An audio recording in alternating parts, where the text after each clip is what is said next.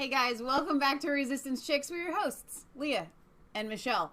Today is the 21st of September, 2018. It is Friday. You know what that means? It means it's our weekly roundup where we are going to bring you the slew of news that we haven't had a chance to cover you all week. However, last night was really fun. We did a show. We covered the really Project Veritas bit. We talked about Kavanaugh's accuser, Ford. I did not even notice what you were wearing. I'm very patriotic. red, white, and bluey. It's awesome. It's so awesome. And then after that, we had the best time going to Las Vegas with Donald Trump and our favorite viewers, Resistance Chicks people.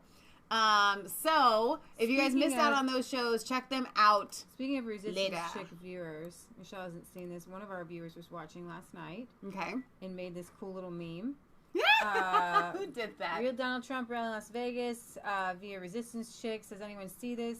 On live time TV, InfoWars Army in front of Donald J. Trump. Yes, free Alex Jones. InfoWars are so proud of this. InfoWarriors are so proud of this. That's how you do it, Alex Jones. We the people love you.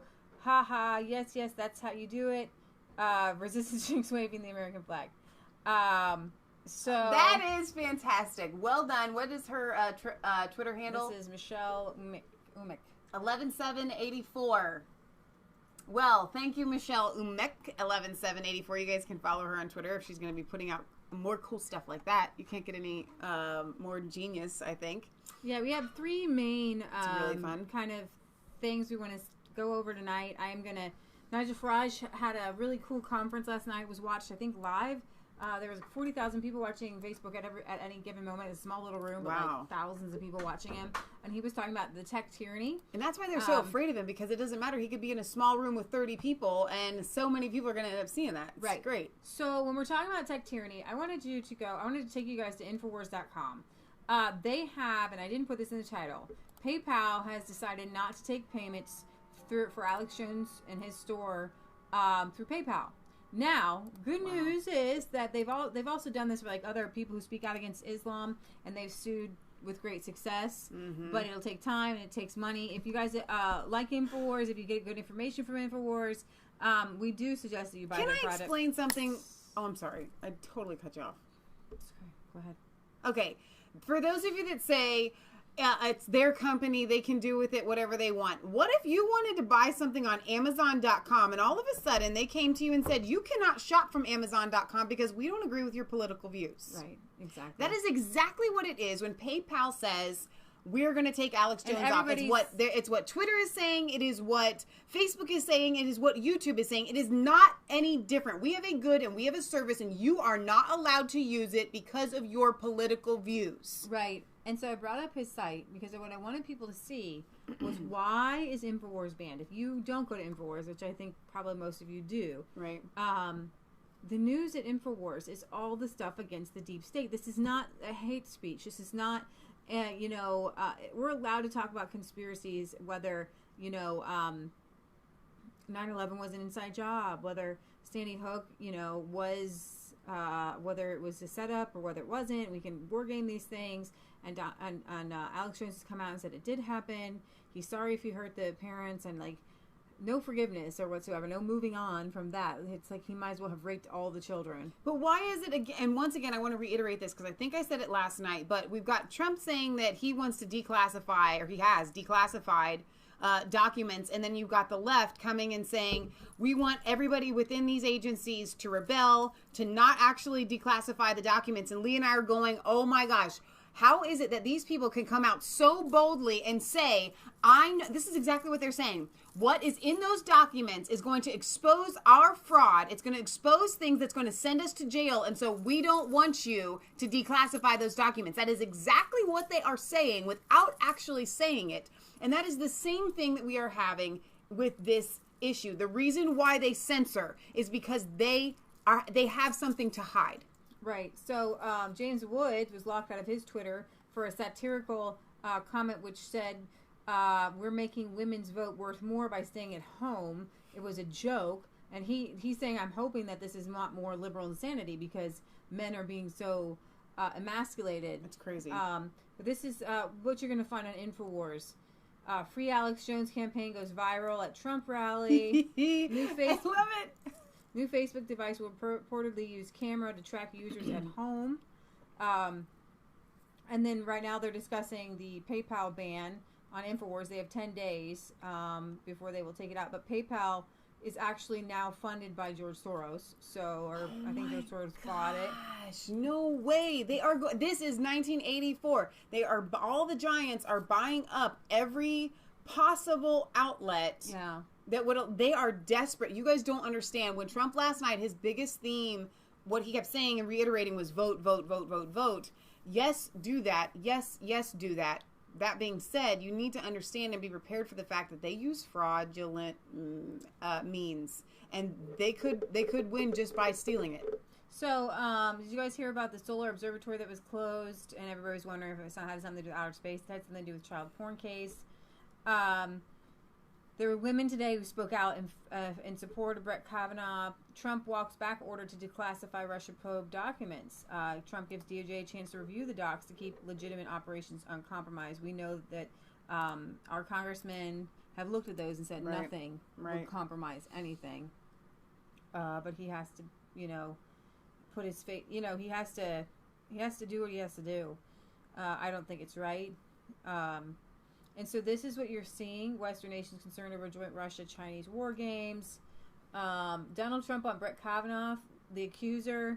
Brett Kavanaugh says, "I don't think we can delay it any longer," and wonders why didn't you come out 36 years ago.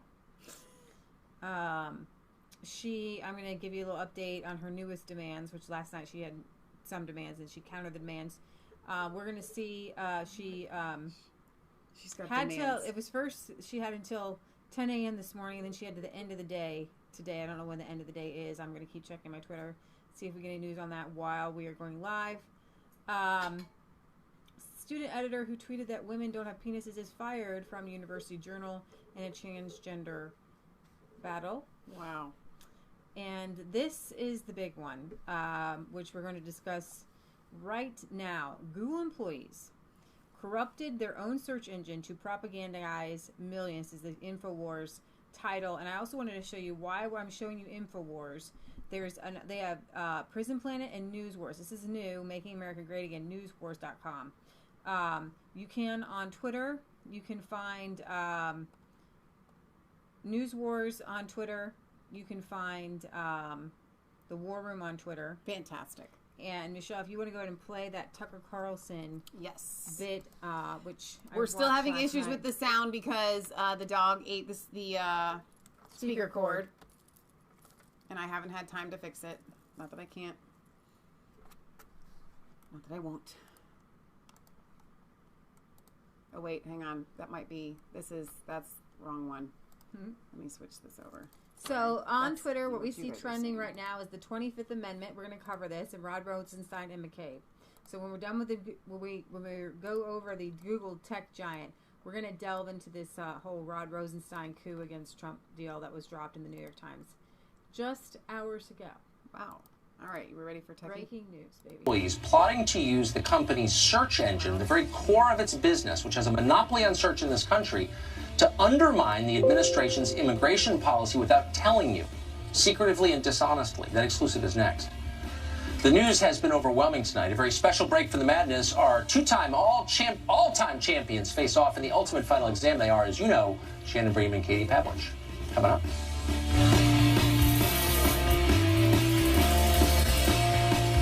Tucker Carlson. Tonight we have a development in our ongoing exclusive investigation into the behavior of Google. Their new emails is its search engine, which has a virtual monopoly on search in this country and others. Google search succeeds because it is blindingly efficient, but also because it is perceived as honest. When you search for a term on Google, the most popular results come to the top.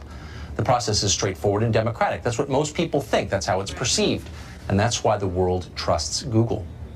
But what if Google was lying to you? What if the results that you got were secretly weighted to get you to vote a certain way, to believe a certain thing? That would affect a lot of people and a lot of votes. In fact, it would be impossible to have a real democracy under circumstances like that. A small number of incredibly rich people would be in charge of everything, including your perceptions. Well, that is a major concern for all of us because Google is a very political company. We recently showed you email evidence of a Google effort to collude with a left-wing group in support of Hillary Clinton's presidential campaign. Now, tonight, we have internal documents that show that Google employees discussed corrupting the company's search engine to push propaganda on hundreds of millions of unsuspecting users. Here's what happened. Shortly after taking office, President Trump issued his now famous travel ban. Almost immediately after that, Google employees began plotting ways to undermine the president's executive order. On January 29th, a Google product marketing manager named Mackenzie Thomas sent an email to a group of fellow employees. Quote, "There is a large brainstorm going on throughout the marketing org," she wrote, brainstorming about how to respond to Trump's order.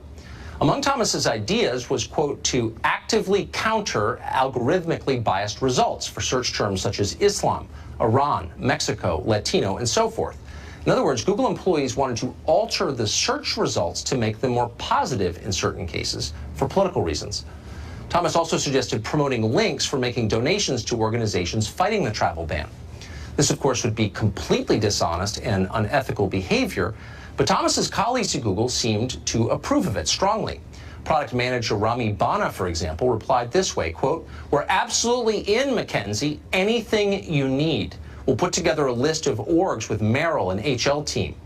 Another employee named Stacy Chen added that groups she thought Google should promote included the ACLU, the Immigration Defense Project, the Arab American Anti-Discrimination Committee, and the National Immigration Law Center.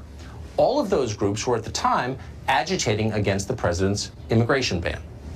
Even at least one person on the chain seemed to realize how dangerous and out of the ordinary this conversation was. A Google employee called Clement Wolf commented that he was, quote, "very much in favor of Google stepping up, but was wondering, quote, how partisan we want to be on this. To the extent of my knowledge, we'd be breaching precedent if we only gave highlights access to organizations that support a certain view."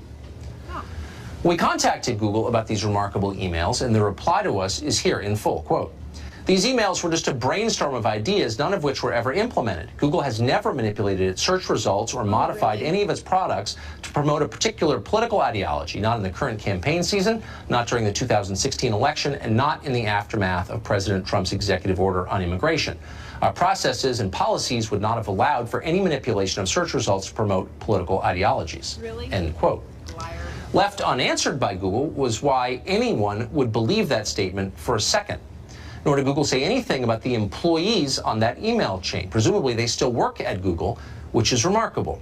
If you ran a bank and caught your tellers brainstorming about how to rob the vault, would they still work for you?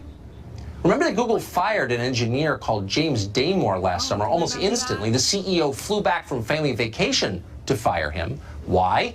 Because Damore was caught expressing mildly conservative ideas in a private memo. Here, Google employees are plotting to subvert our entire public conversation secretly, but that's fine with Google. It shouldn't be fine with any of us or with the U.S. Congress. Google executives are scheduled to testify on Capitol Hill next week. The scheduled topic is privacy, but it would be nice if at least one elected representative asked about this, because it's much scarier than anything Russia ever attempted. Peter Schweitzer wrote Clinton Cash. He now has a fantastic new documentary called The Creepy Line about big tech, and he joins us tonight. Are you surprised by this? Not really. It's just further confirmation that Google has been cooking the books as it relates to search. And you're absolutely right. I mean, this would be like a company having a brainstorming session on how we're going to fiddle with the books in accounting. Then you're going to step back and say, no, we were just having a brainstorming session.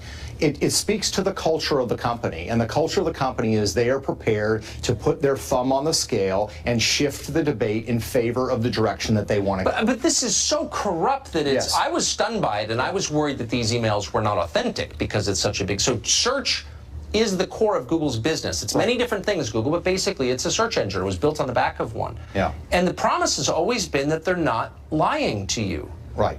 But they are. That's right. And this is really the third strike as far as I'm concerned. The first strike, of course, is the commercial search. When travel websites and people like Yelp were complaining that they were, tilting the algorithm against them to others, Google said, absolutely not. We would never do that. We now know the Federal Trade Commission, the EU, and others have looked at this and said Google was fiddling with the algorithm. The second strike, as far as I'm concerned, was the work done by Dr. Robert Epstein, which shows clearly in 2016 that search was tilted to favor Hillary Clinton. This is strike three. It shows that the culture of the company is such that they're very happy having a free and open conversation about manipulating the algorithm on a highly political subject. But I don't understand. I mean, so people go to jail for violating our campaign and finance laws because they put an extra ad on some cable channel nobody watches. This is the most powerful company in the world. That's right. How can we have a democracy in a country where Google can just get whoever it wants elected by lying to us through the search function? It's a great example, Tucker, of regulations and campaign finance laws not keeping up at all with where we are in technology. Nobody would have conceived when we passed laws about in-kind contributions to campaign from companies that something like this would happen. But this is the ultimate campaign contribution. This is not like, Exxon giving gasoline to a political campaign. This is a company secretly tipping the scales in favor of candidates or causes or beliefs that they have. It's done in secret. We don't know how extensive it's happening. And 80 to 90% of search in the world is basically done through Google. So they have complete dominance in this area. And the Congress does nothing. And I can think of at least one Republican senator who I believe has been bought off by Google. I don't think he's alone. Yeah. And at some point, it might be worth naming who those people are. Peter, great to see you. Thanks, Tucker. Okay, so I have one thought that I want to share after watching that, and that is the fact that I know that we always try to give the benefit of the doubt in the sense that people can be good, and they can be left to their own recognizance to make the right decisions and the right choices. What is that famous quote that says, a nation... This nation is only meant for a moral people. When you don't have our Constitution was made for moral and righteous people. It's wholly inadequate to the governing of any other. Meaning, religious moral people. As a libertarian society that we would like to see as a republic, you have to leave people to make the right decision a lot of times. Yeah. Okay, so I want to put that out there that I still believe that.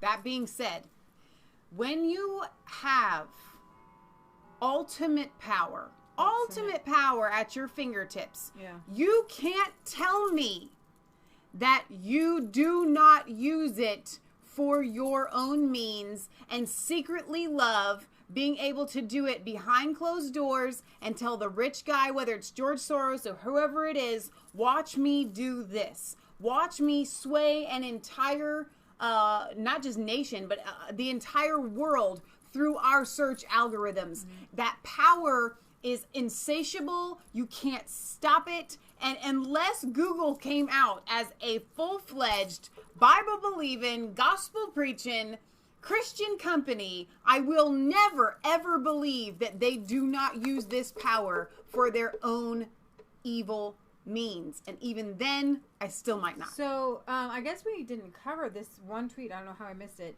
First thing, the morning of August 28th, Donald Trump had tweeted out a screenshot of Google. Trump tweeted that Google search results for Trump news show only the viewing reporting of fake news media. In other words, they have it rigged for me and others so that almost all stories and news is bad. Fake CNN is prominent. Republican, conservative, and fair media is shut out. Illegal. Trump said in the latest claim of his bias on the media. Wow. A bias by the media. 96% of results on Trump news are from national left-wing media. Very dangerous. I guess the chief economic advisor, Larry Kudlow, told reporters Michelle missed her part. Show her thing again. Do you have it up still? No, but I can bring it up. Michelle's meme that she made. She wasn't here for that. And it's worth showing again for anyone that missed it from last night's Trump rally. She made a meme about the Free Alex t-shirt that came up and our excitement over that happening. So Thank you again, Michelle, for that because it was absolutely fantastic. It made my day. Right. I didn't get to see it till just now. So, Google says that it's not search results. Obviously, are not. They say they're not political, but you guys during the election, I used DuckDuckGo and Bing to get like Hillary Clinton, and you'd get like corruption, Clinton cash. Yeah. And on Google, you would get will be our next president. All kinds of like happy. You get puppy dogs and bunnies. Exactly. And she's just harmless. Exactly. So Trump tweeted this out, and it says, let's see, a report Thursday by the Wall Street Journal, 2 tech reporters exposed an incident where Google employees considered actively biasing the company's search result. We know that they already have. What's the answer here? Obviously, Google is a monopoly, and they own us all. They direct us all and how we should think and the things that we should buy, right? And in our whole lives. I mean, that kind of power, it's huge. Which I guess, in all honesty, if it were just advertising, I wouldn't care as much.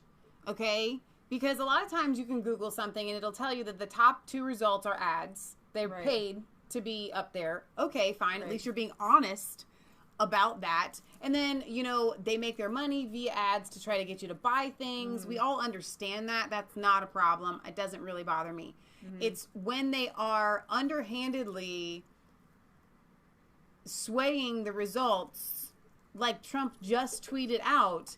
If you put Donald Trump in Google, 96% of the results coming up on that first page are going to be against him. And the other aspect of this is like Google. A lot of people, and we told you this before, a lot of people are leaving Google because their line in the sand was Google going into China, creating a search engine for Chinese people that would, in effect, be a communist regime search engine where you can only search and find the things that your communist regime having Americans or Western Europeans filter out things they know to be true. Why is communism bad? Tiananmen Square. Any company that would be willing to use their algorithms to be part of the communist regime in China is an evil company. So of course they are going to use their evil means to evilly take over the world. Wickedly, thank you. Remember, they're going to tie a user's phone and phone number to the Google search, so that if you did try to Google what is wrong with communism, you're going to get a knock on your door, and you're going to be put in prison. Amazing. And we are not that far off from that happening in the United States. And when I say that, what I mean by that is so many people say, oh, we would never let that happen. If Hillary Clinton had become president, absolutely, the amount of censorship, we really would be looking at George Orwell's what's happening in the UK. That's proof. It's happening in the UK. It's happening in Germany. It is already happening in these countries. It's happening in Sweden, where if you say something against the religion that shall not be named online, you are getting carted off to jail. So we will cover this on Sunday. But Tommy, they want him and throw him in prison right now. He's got a September 25th court date. They have added 2 charges to his 1 charge, and he's looking at 2 years in prison for literally reporting on what was already out in the media. Okay? This could turn into a civil war in the UK. This is insanity. Okay? I'm going to show you a Katie Hopkins video. It's either 9 a week or 9 a day are arrested in the UK for social media posts. Wow. But they can't solve knife crime, and they can't solve robberies. But what about, are we going to talk about Marine Le Pen too? Well, I was going to save all that for Sunday, but Marine Le Pen has been ordered to undergo psychiatric evaluation for posting a couple years ago a beheading and saying this is ISIS. So if they can put Marine Le Pen under psychiatric evaluation, you guys, there is no one they will not go after. Meaning, and they've already gone after Donald Trump. They are trying to delegitimize his presidency, and that's what we're going to cover right now. So, hot dog. The New York Times, and we don't know, you guys. We don't know because this is sources, okay? Sources say that Rod Rosenstein suggested secretly recording Trump and discussed the 25th Amendment. The Deputy Attorney General, Rod Rosenstein, suggested last year that he would secretly record President Trump in the White House to expose the chaos consuming the administration, and he discussed recruiting cabinet members to invoke the 25th Amendment, including John Kelly and Jeff Sessions. Mr. Rosenstein has made these suggestions in the spring of 2017. This article doesn't even say is alleged.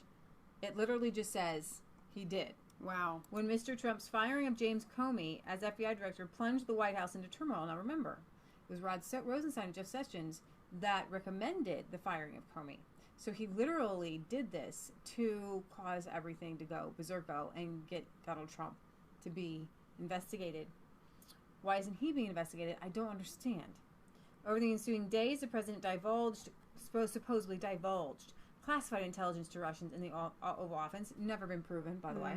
And revelations emerged that Mr. Trump had asked Mr. Comey to pledge loyalty and to end an investigation to a senior aide. Mr. Rosenstein was just 2 weeks into his job. He had begun overseeing the Russia investigation and played a key role in the president's dismissal of Mr. Comey. Yeah. By writing a memo critical of his handling of the Hillary email investigation. But Mr. Rosenstein was caught off guard when Mr. Trump cited the memo in the firing. And he began telling people that he feared he had been used. Right? Mr. Rosenstein made the remarks about secretly recording Mr. Trump about the 25th Amendment in meetings with conversations with other Justice Department and FBI officials. This is what's called a coup. Several people described the episodes, insisting on anonymity, to discuss internal deliberations. The people were briefed either on the events themselves or on memos written by the FBI, and those include Andrew McCabe, then acting bureau director, that documented Mr. Rosenstein's actions and comments. None of Mr. Rosenstein's proposals apparently came to fruition. It is not clear how determined he was about seeing them through, though he did tell Mr. McCabe that he might be able to persuade Attorney General Jeff Sessions and John Kelly, then Secretary of Homeland Security and now White House Chief of Staff, to mount an effort to invoke the 25th Amendment. Now, Rosenstein says the New York Times story is inaccurate and factually incorrect. Okay. That's sidestepping. Right? Inaccurate, meaning inaccurate. Yeah. Inaccurate. Close, but inaccurate. Right. I'm with you. Factually incorrect, not the essence of it. So this is how we get around these words. You and I would have said, that's crazy. I didn't say that. Uh-huh. You don't say inaccurate. Something happened. Right. So there was something there that is is accurate. An essence of truth, and I think that there's more than an essence of truth. It's just the truth. I will not further comment on a story based on anonymous sources who are obviously biased against the department and are advancing their own personal agenda. Let me be clear about this. Based on my personal dealings with the president, there is no basis to invoke the 25th Amendment. Oh, really? So, that's not what you should say. You should say, I never would have said that. Never would have said it. Would have not have entered into my mind. Never would have come there. But he's like, based on my personal dealings, I think we're okay for now. Nope, not okay. That's not how... I am tweeting out our show. I forgot to do it earlier. Now, a Justice Department spokeswoman also provided a statement from a person who was present when Mr. Rosenstein proposed wearing a wire. The person, who would not be named, acknowledged the remark, but he said Rosenstein made it sarcastically. I could wear a wire to see what's, to show people all the chaos that's happening right now. Right. Doesn't that, even if you're joking about it, aren't you part of the chaos? You know what I mean? Aren't you part of the chaos? So that's kind of where we're at right now. And I'm just going to go here to the latest here. Andrew McCabe is now trending. Rosenstein was trending.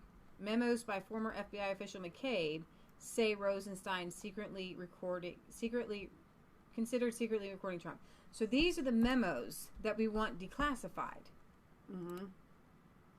And that's what's being leaked early. Right. Because everybody always says that what's in them will be leaked early. Okay? And I feel like it delegitimizes things. Because what happens is people have gotten to the place where they don't believe sources anymore. Right? Right. So everybody knows that. So let's leak them early. And then we can, when they do come out, people will be so confused on whether it's true or not. Right.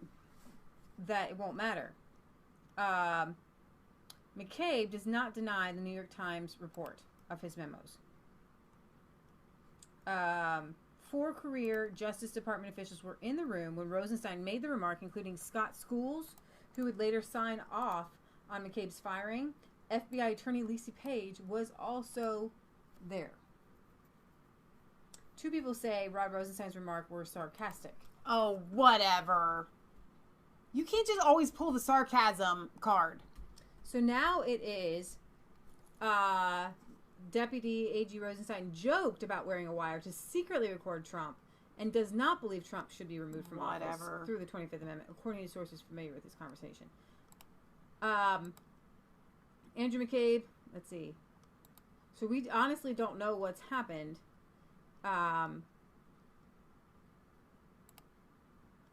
I honestly don't understand what's going on here.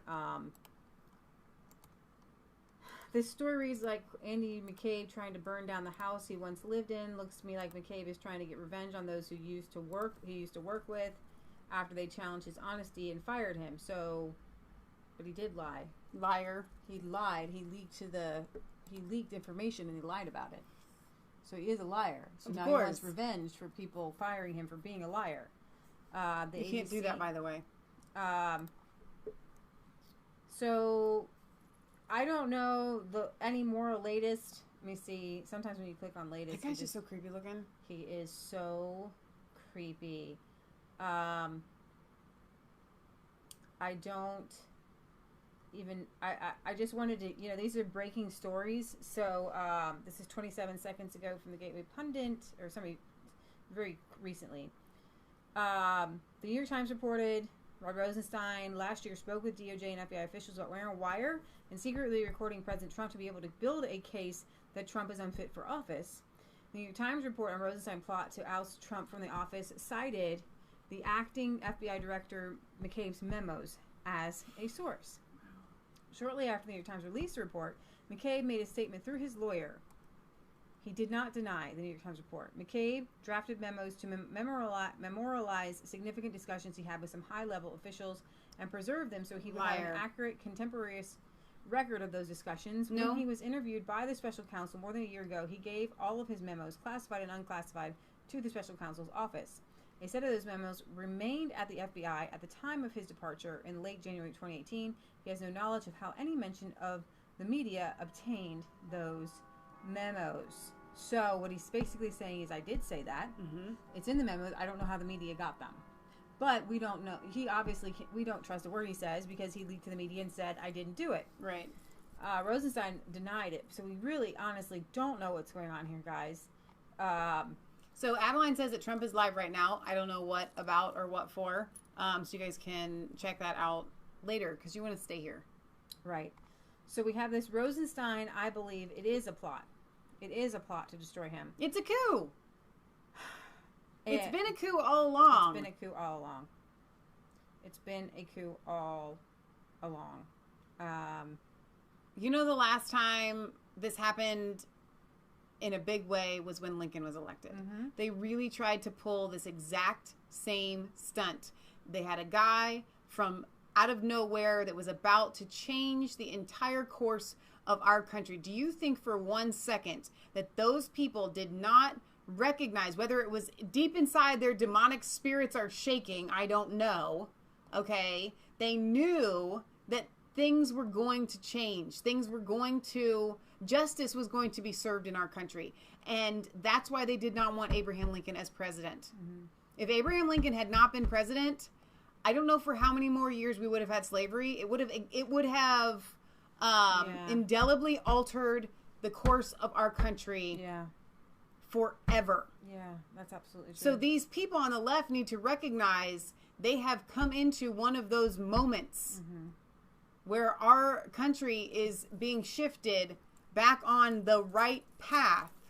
And if they were to have succeeded, like the Democrats tried to with Lincoln, we would have been 1984 in 1900, essentially. I want to give you an update on the Kavanaugh saga.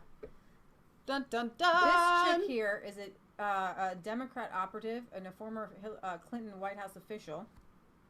She is advising the accuser, Dr. Christine Blasey Ford. In July, she had a conference call.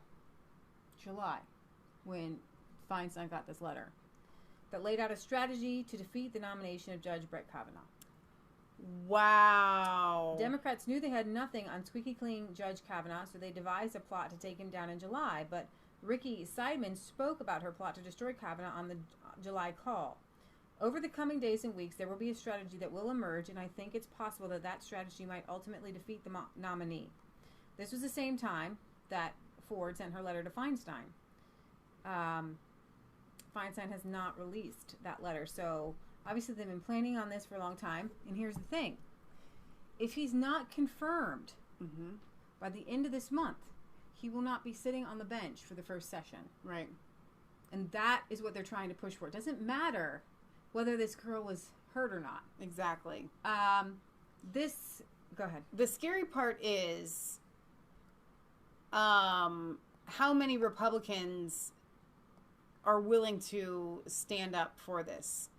Are willing to... The reason why most of the Republicans that are in office right now were elected because we wanted to repeal Obamacare, because we don't want abortion, illegals coming over, and we don't want illegals coming over. Are they going to stand, as Nigel says, on the manifesto that they ran on? Will they put their money where their mouth is? Will they put their foot down and say enough is enough?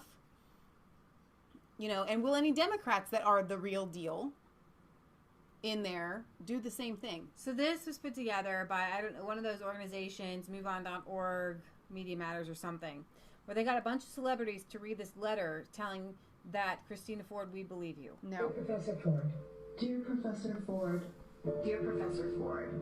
We know how difficult it is to stand up to powerful people. We want to thank you for publicly sharing your story of sexual violence. As members of the Senate determine whether Supreme Court nominee Brett Kavanaugh should serve as a Supreme Court Justice. The Supreme Court Justice. This context Look somber, maybe don't wear some makeup, look depressed. And runs directly counter to upholding the law and promoting justice. He should not be confirmed. He should not be confirmed. These are actresses, by the way. He should not be confirmed. We can also imagine how shocking and overwhelming it must have been to have your truth shared on a national stage without your permission. You should be the Whose decision fault maker was about that? how your story is shared and ever. We applaud your courage in coming forward for the public good. And we will be with you as you face the inevitable backlash. The inevitable backlash. The inevitable backlash. You're strong. You are strong. So these people, they really know how to brainwash people. I mean, they make movies for a living, right? So the whole thing with like, okay, we're going to have this sentence, this sentence, this sentence, and then we're going to play 3 or 4 of this sentence. This sentence, this sentence, this sentence, and then 3 or 4 of this sentence. You know who was the most compelling while watching that was Julianne Moore. I wonder why, Julianne. It could have something to do with the fact that you have done hundreds of movies where you have embodied a character that we are supposed to all believe. Maybe you might be just a little bit good at that. Liar. Actresses are liars. They are professional That's what they liars. do. They're professional liars. Their entire job is to make you believe that they think something that they really do not think, that they are someone that they really are not, that they hold a value that they really do not. That's their job. Why would we ever take your word for it? I'm sorry. It's just not going to happen. So You're a liar for a living. A liar. I'm going to see if she has said anything new yet while we're going live. Let's get the latest, because they're supposed to have a Monday deadline. Then she said Thursday. Then they said Wednesday. Then she said she's afraid to fly. Oh, okay. But she just keeps pushing this off and pushing this off, because now that we've got her, like, maybe if she will, then we can push it off until the end of the month. And wow. Yeah. So I want to apologize. I know a couple of you guys have said that on Facebook Live, the volume is like loud and then low. The only thing I can tell you is that it's not on our YouTube channel. I'm not hearing that from the YouTube viewers, so I don't know what it is about Facebook. They keep messing with our volume. I wish I could fix it. I'm trying to see if we know anything new. Breaking the Hill. Judiciary Committee calls off Kavanaugh hearing set for Monday. Oh, wow. That's the latest. Senate Judiciary Committee is postponing. Oh, for crying out loud. A high-stakes hearing set for early next week. The committee announced on Friday that the Monday hearing was called off. Grassley said in a statement Friday that he is giving Ford's lawyer until 10 p.m. on today So we still have to wait till 10 p.m. to respond to the GOP request for her to testify on Wednesday. If they do not, or Ford declines to testify, she could say that she's going to testify up until Tuesday night and then have another demand until Tuesday night. You know what I mean? Grassley said the judiciary, they're all telling her to stall. Your whole point here is just to stall for us. We want to make it so that he's not, they will consider it a victory, even if he's confirmed, but he's not on the first session bench. Right. And I think it's like one of those things where like something's on that first session bench. Absolutely. Something, and it probably has nothing to do with abortion. And I wish some amazing Republican would be able to speak out about what is in the docket right and now. Find out exactly. It could be, it's like, the tobacco companies, how they stack the juries and stuff. Absolutely. There's something that they think that by not having him on the bench, it could possibly go their way. And they're willing to stir up all this emotion on these people. This is all about somebody's pocketbook or somebody not going to jail or going to jail. Somebody's company, somebody's something. Yeah. Somebody do some research. What's on that first session docket? So Kate says that Republicans and Democrats both stall SCOTUS candidates, and you're not wrong about that. Historically, this has been something that happens. But the fact that they've pulled out the stops, they've extended it to such No, that's degrees. actually false. That's false. They stalled the candidate as Obama was leaving because a new president had been elected, which meant the will of the people wanted that president to put somebody on the bench. No, I just mean historically. No, they haven't. No, because Ruth Bader Ginsburg was confirmed like 96-2. So was Sotomayor. All these people, all the leftists on the bench right now were confirmed by a majority. They didn't stall these people. They put them through. Okay. They put through these leftist people through, and it's only the Republicans. Like Clarence Thomas had that Anita Hill woman. Yeah. And he literally says, if you guys haven't seen the thing, I consider this a modern day lynching. Yeah. You are putting me up on the stand. This did not happen. This is a lie. You brought this woman out of nowhere. Nowhere. Yeah. Now, I mean, look at Bill Clinton. Look at Bill Clinton.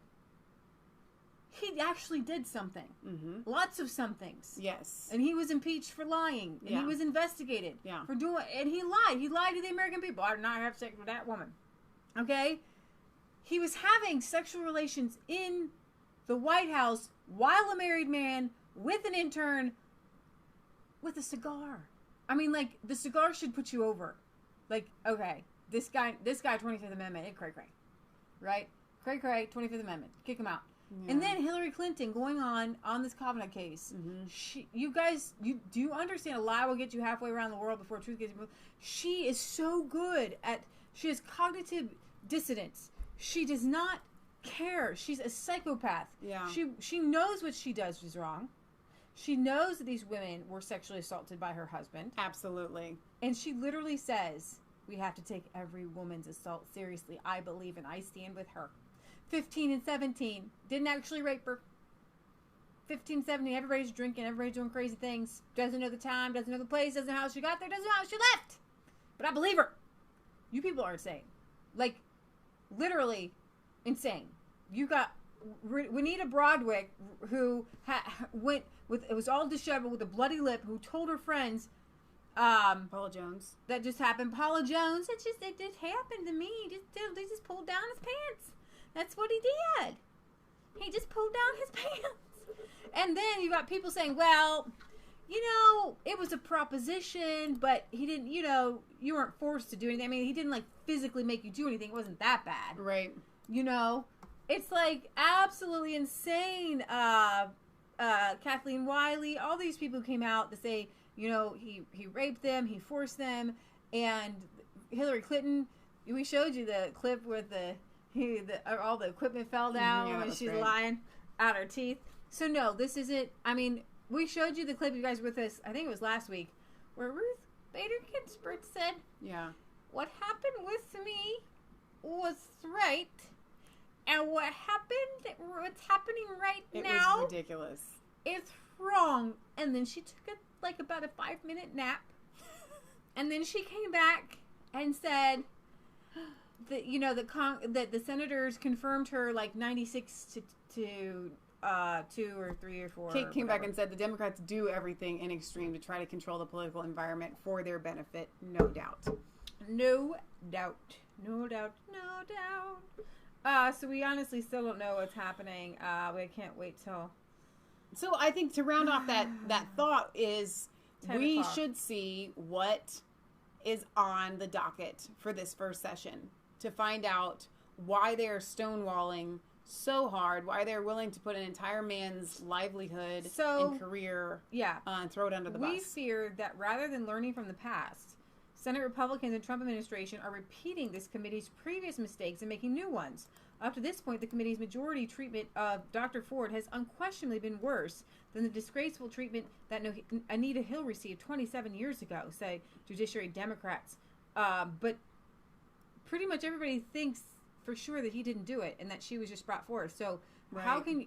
It's disgraceful that she came forward. It's disgraceful. What's happening, what she's doing, ruining a man's life, is disgraceful. Now, if you guys didn't see our episode from last night, I want you to go back and watch it because we did go into detail about all of the holes in her statements as far as what happened. We uncovered her bias, her agenda with morning after and abortion type contraceptives, things like that. So there's a motive behind why she would do something like this. A lot of people would come out and say, well, why on earth would anybody ever want to drag their name through the mud and come out publicly and say this? Well, if you believed that strongly in your cause or your political beliefs, there's really not anything that you wouldn't do.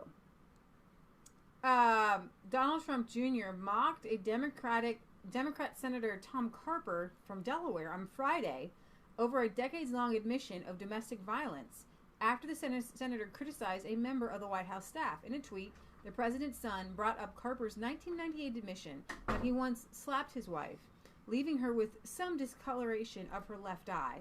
According to a deposition reported by the conservative Washington Free Beacon, the incident was reported in a 1982 New York Post article that claimed his wife's 2 children from a previous relationship were slapped around and bruised by Carper for doing such things as leaving the family dog on the bed.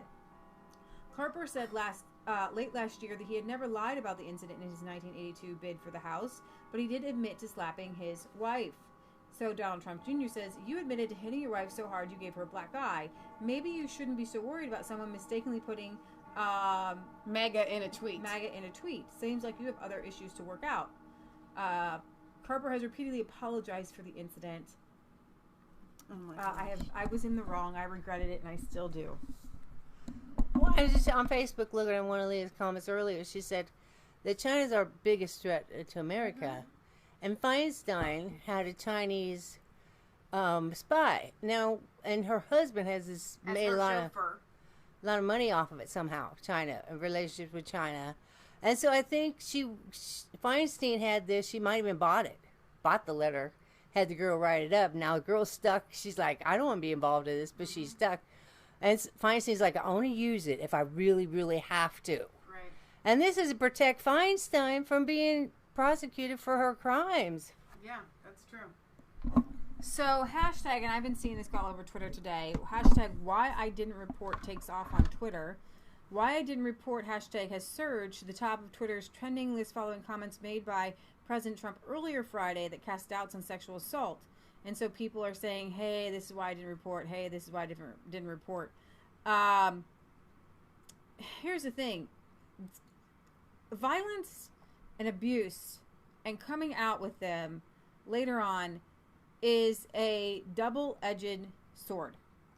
Now, when the victims are telling the truth, it can lead and should lead to healing. We're seeing that with the Catholic Church. Mm-hmm. The whole world is telling everyone to shut. The whole world the left is telling people that, listen to the Pope. The Pope must know what he's talking about. The Pope and the Catholic leadership is saying, we don't want to hear any more from the victims. We just want you to go home and pray. Right. We don't want you to call the bishops out anymore. Can you maybe be a little bit more thorough about what the Pope is saying. The Pope is coming out and saying that it is the devil that is exposing the bishops and whoever else that committed these atrocious crimes against children. It's only the devil that is uncovering these sins because, well, we all sin. If Satan casts out Satan, then he is a kingdom divided against himself, and it cannot stand. Pope, you are a liar. You are a fraud. You are the kingdom divided against itself. You do not belong in the kingdom of God, and that is why you are able to say the things that you are able to say. Yeah, that's absolutely You come from the true. pit of hell. But then you have these people on the left now saying, believe every victim, believe every single victim all the time, no matter what. You know, it's really interesting.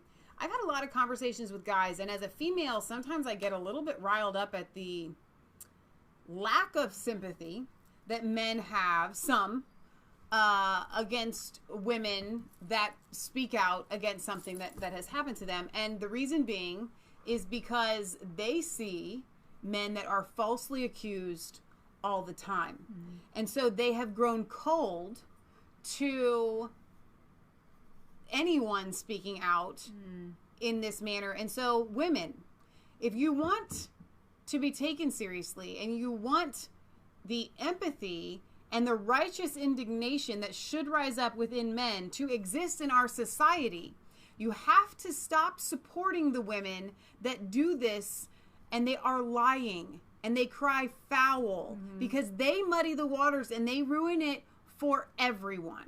Mm-hmm. Absolutely. That's absolutely true.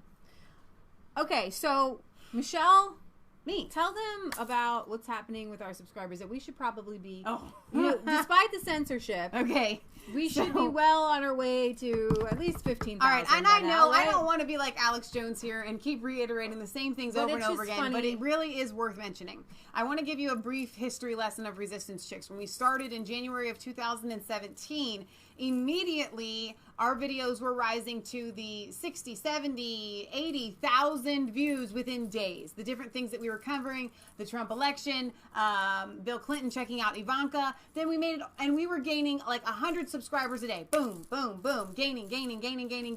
And then Charlottesville happens. That video hits 165,000 views in 2 days and then stalls off, doesn't go over 165. It just literally stops, okay? Ever since then, we have been and we gained like 1,000 subscribers. Something crazy, like 500. Yeah, it was ridiculous. We have been put under lock and key for the past probably 3 or 4 months, and maybe I'm exaggerating here, but it's been at least 2. It feels like we haven't been able to get over 10,900 subscribers. Now remember, last summer, 2000, and we got to 9,000. Yes, last July. Within 7 months, we made it to 9,000, and then we stopped at 9,000. And for a year, we've only gained. And what happens with viewership is when it's exponential. Yes. So when you have like 9,000 subscribers, then it doesn't just go to, you wouldn't just gain another 9,000 in a year, right? Because those people share, and it's exponential. So we should be at a 50, 60,000. So every single time we hit over 10,901, it holds, and then they pull 10 subscribers from me. And then we get back over to 10,901, stops it, and it holds for about, 10 hours, 12 hours, and then they pull subscribers from us again. It won't let us go to 11,000 subscribers, what you're saying. It is ridiculous. This has been happening for months and months and months. They won't let us go to 11,000 subscribers. I don't really know what to do about it, because we have this emblem where you go to any one of our videos right now that's done in the past. It'll say Leah Michelle are going live. It takes you to the Jordan Peterson video where everything really did stall out on us earlier this year. They really put a chokehold on us. They banned us from going live. We couldn't go live on this channel for 3 months. So ever since then, I can't. They fixed it for 24 hours. The lady Daisy, hi Daisy at YouTube. Daisy said that it's been fixed, and for 24 hours it was not fixed. This was about 2 months ago. I contacted her and said thank you for fixing it. Within 24 hours it was broken again, so I contacted her again. I've gotten 1 email in 2 months from her saying we're still working on it. Okay. There's nothing this is what we call stonewalling, that we can do about it, and there's nothing you guys can do about it. I just want to be honest. I know you guys get righteously indignant, as you should, okay? But we are not the only people that this is happening to. What they're doing is they don't want new people to find our channel. Right. And the way they do that is they pick one video that you get that they'll take you to. They just pick one. Right. And you just keep going to that video over and over again, and they don't allow people to come and watch and see what's going on. But I know that we have plenty of new people viewing our content because they're in the comment section. You guys, I get notifications in our comment section. I get a whole page of just any video that has had a comment on it. I can go and I can view it. And I see tons of past videos. And I see lots of positive comments. And those people are subscribing. And so as soon as they subscribe, then YouTube says, we got to take some more away from them. And it happens to me. I get unsubscribed from channels all the time. I go to them like, I was subscribed to this channel. And so it's not just us that it happens to. So I wanted you guys to be aware that our cousin came over the other day, and he's like, so is this censorship thing like even real? And he's a Joe Rogan fan. And I'm like, you don't know that it's real? That they literally have taken all of us as conservatives. Alex Jones is on the broad scale. They have pulled him from PayPal, guys. There is no end to what they will do, what they are currently doing to sway our elections. And that's another thing that Tucker hit on that I didn't get to amplify, and that is this.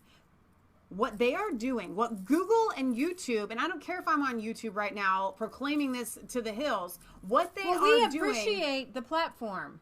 So it's kind of like if somebody makes your favorite car and then they ruin the whole thing when you try to go buy a new car. I mean, seriously, I like the car. It's a great platform. YouTube was fantastic. But what they are doing is far, far, far worse than anything they ever accused from Russia meddling. I have every right to be on this platform. It's like a black person. If you just kicked all black people out, do we just say, well, we'll just create, and they do, black news networks, black comedy, black this, black that, okay? And it's wrong. We should all be connected. We should all be the same. And to say that conservatives and libertarians aren't allowed to be on a worldwide site.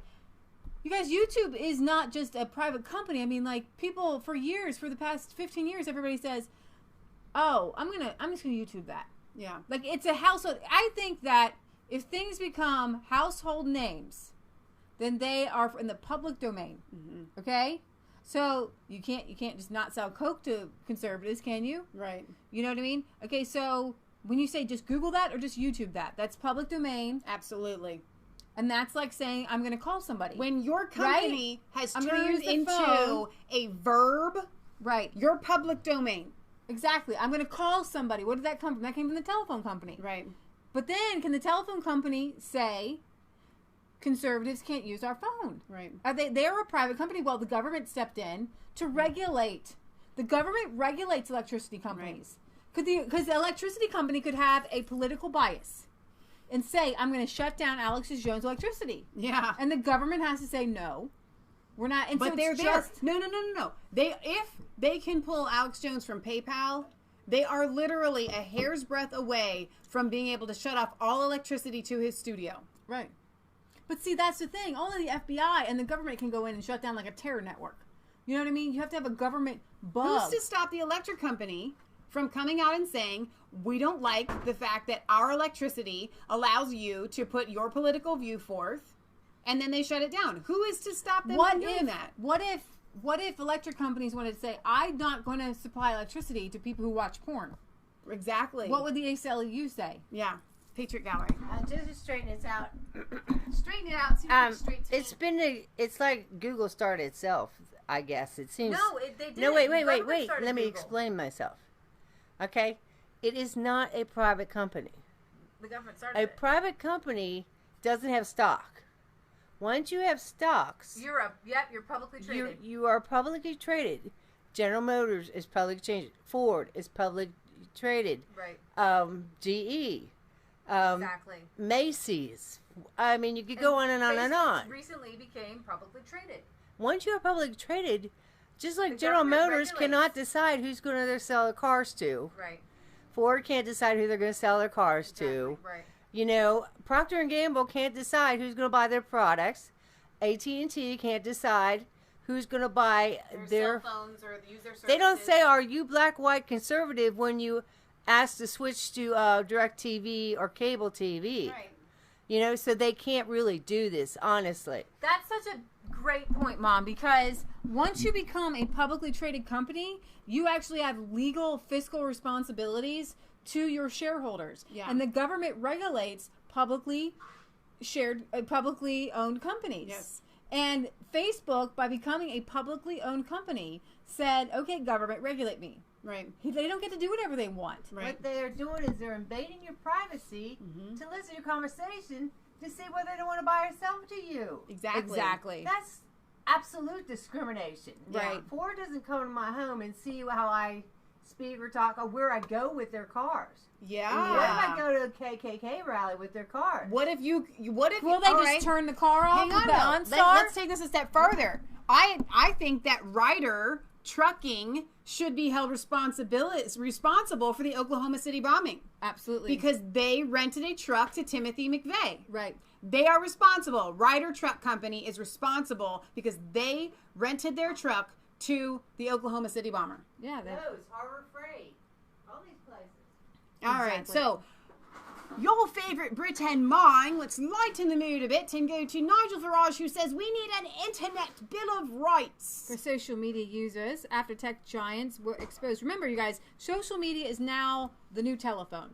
Yes. You used to be able to call somebody up and say, hey, I'm coming over, or hey, let's call and talk about politics, or hey, let's call and talk about this. I actually just had a thought this morning. And remember those little women, they could listen in on When you. I was 15 years old, we were in California with friends of ours, and we were attending a church, and this redheaded guy, I don't remember how old he was, he felt significantly older than me, had to get our friend's phone number at her mother's house because he wanted to get in touch with me. And I thought to myself, there was no cell phone. Like, there were cell phones, but no one had them. Like, that it's weird to think that if he wanted to get in touch with me, he had to go through our friend's mom, and she left, like, she handed me that note, like, here, this guy called for you, and it's very weird.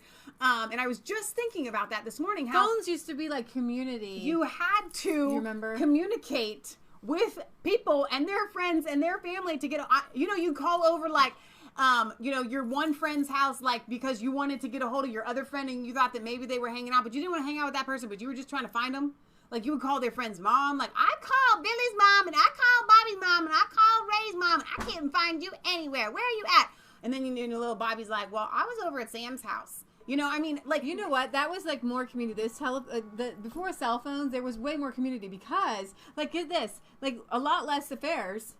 Right? Yeah. Because, like, if you wanted to call, you had to call somebody's home phone. And everybody, it used to be, now everybody hates to answer the phone. It used to be, I'll get it. I'll get it.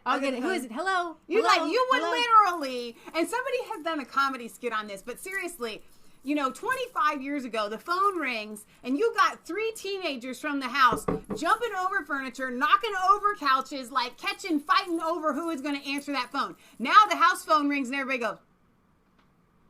It used to be somebody knocked on the door and somebody runs to the door. Like, everybody's like, I'm going to get it. Now somebody knocks on the door and you're like. Because they didn't call first. So weird. Like, they didn't who's call. at the door? Did you tell somebody they could come over? Yeah. I mean, this is what we've turned into. This.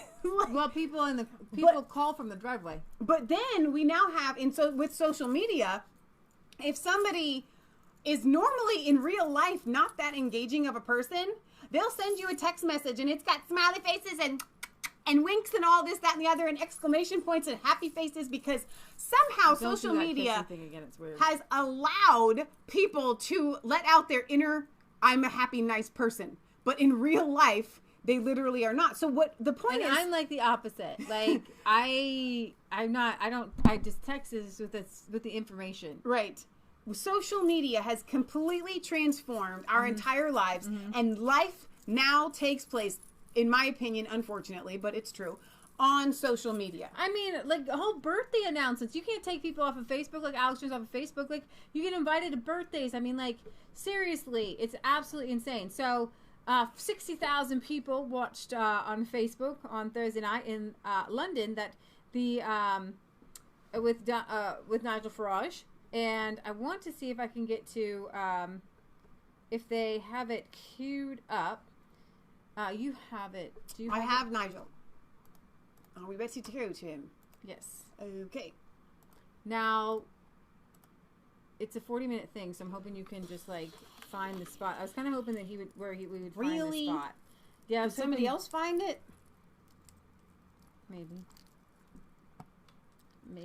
Nigel Farrow. Ah! That's DuckDuckGo, man.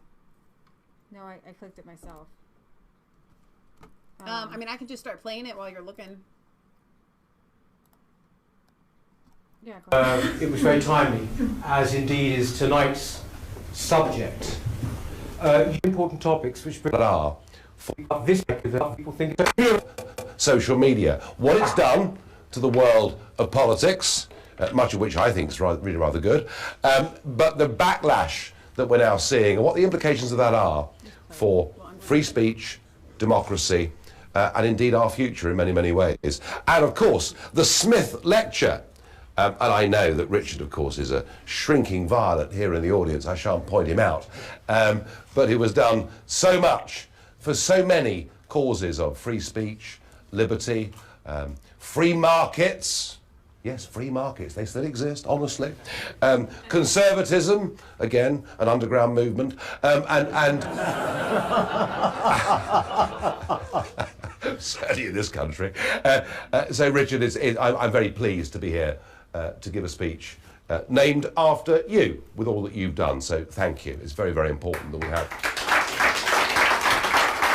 Of course, I'm talking about Brexit, the election of the Donald, and the truly extraordinary, revolutionary things that have happened in Italian politics over the course of the last year. The reaction that we've had from those that own these social media sites now poses, in my view, a threat to the future of free speech, fair elections, indeed the entire democratic process. We have got to stop the bias, and actually, and this will surprise you from somebody who comes from the libertarian wing of politics, I mean, I hate big government, I generally distrust and loathe legislation, but I have to say, given where we are right now, my contention tonight is that something must be done. Now, my own case with this, very simple.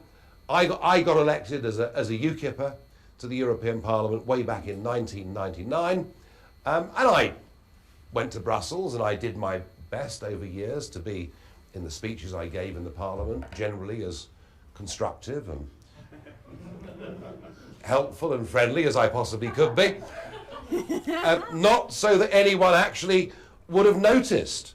In fact, the truth of it was, even when the financial crisis hit 10 years ago, there is not a single thing, despite the fact that I was almost the only member of the European Parliament who even knew what a bond spread was or had traded a commodity.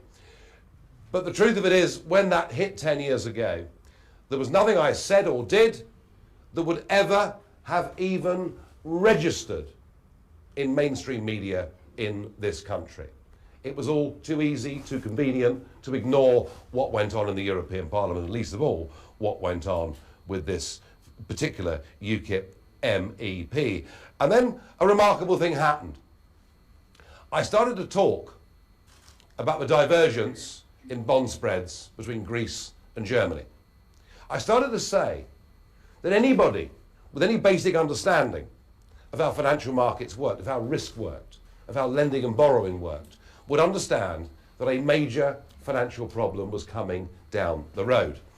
And I was very lucky that an organisation in New York called Zero Hedge, who are now the biggest financial markets website in the world, but in those days were tiddlers. Zero Hedge would pick up my speeches in the European Parliament, That's how package them, yeah. and within an hour of me speaking, traders sitting at their desks in the City of London, my brother included, would see what I'd said in the Strasbourg Parliament. Without Zero Hedge, I doubt I could have got anywhere. Because suddenly, speeches that would have been seen by virtually nobody were being seen by hundreds of thousands of people. Amazing. And it started to happen virtually every single time Because I people went to wanted it. Strasbourg. And then in 2010, I got lucky. I was given a free gift. His name was Herman Van Rompuy. Now, of course, the other great...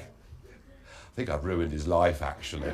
So if you Google Herman Van Rompuy, despite the fact the man has been Prime Minister of Belgium, the man has been President of the European Council, if you Google Herman Van Rompuy, all you get is Nigel Farage and one particular speech. I mean, he'll never, ever forgive me. I could spend the whole evening talking about that speech, but I won't. Although I'm certain that I enjoyed it more than he did. I was lucky in another sense, not just that he was this scruffy, scrawny, nondescript character who we were told would lead Europe onto the great global stage, but I was also lucky.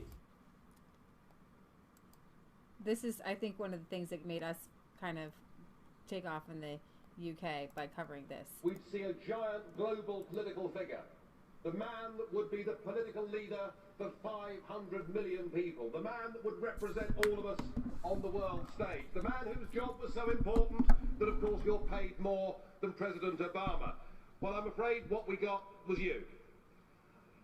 And I'm sorry, but after that performance earlier that you gave, and I don't want to be rude, but you know, really, you have the charisma of a damp rag and the appearance of a low-grade bank clerk. And the question that I want to ask, that we're all going to ask is, who are you? I'd never heard of you. Nobody in Europe had ever heard of you. I would like to ask you, President, who voted for you? And what mechanism? Oh, I know democracy's not popular with you lot.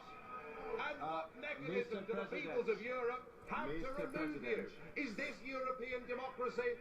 Well, I sense, though, that you're competent and capable and dangerous. And I have no doubt that it's your intention to be the quiet assassin of European democracy and of the European nation states. You appear to have a loathing for the very concept of the existence of nation states. Perhaps that's because you come from Belgium, which of course is pretty much a non-country. But since you took over, we've seen Greece reduced to nothing more than a protectorate. Sir, you have no legitimacy in this job at all, and I can say with confidence that I can speak on behalf of the majority of the British people in saying, we don't know you, we don't want you, and the sooner you're put out to grass, the better. Well, as you said, Mr. President, you wouldn't like to be rude, and I prefer to go ahead with the statement. Okay, so getting back to current Nigel, 8 years later. Speaking of censorship, the reason why so many of you are coming at us from the UK is because of our original coverage of that last year. That video reached, like, I don't know, 75, 100,000 views, and we got a lot of UK viewers as a result of that. If that had happened right now, that video would probably be stalled at like 300 views. Yeah, it would, wouldn't it? Well, although, you know, you make your own luck in life. As Gary Player said, the more I practice, the luckier I get. And I found myself in seat number 20 in the European Parliament, there in the front row. And of course, seat number 21, right next to me, is of course the European Commission President, which happens to be, these days, of course, Jean-Claude Juncker, who is an entertaining person to sit next to after a heavy night. Here, I should read some of your comments. We go through them. Let's see. Belgium is pretty much a non-country.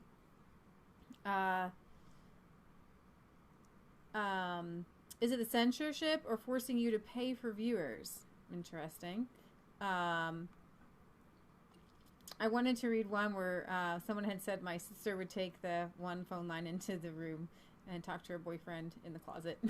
Yeah, because you had a telephone cord, okay, and you literally would stand there, and you would wrap the thing around your finger while you were on the phone. And if you were on the phone, your shoulder would get sore because you were leaning against the wall for so long by the phone.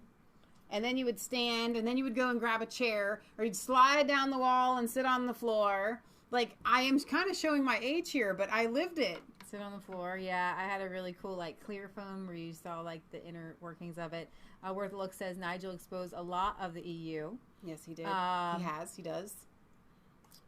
By the time the UK gets around to leaving the EU, you will have so many foreigners in the UK, they will immediately call for a second referendum wanting to get back into the EU. Interesting. Donna Terry, you guys must be talking about women staying at home.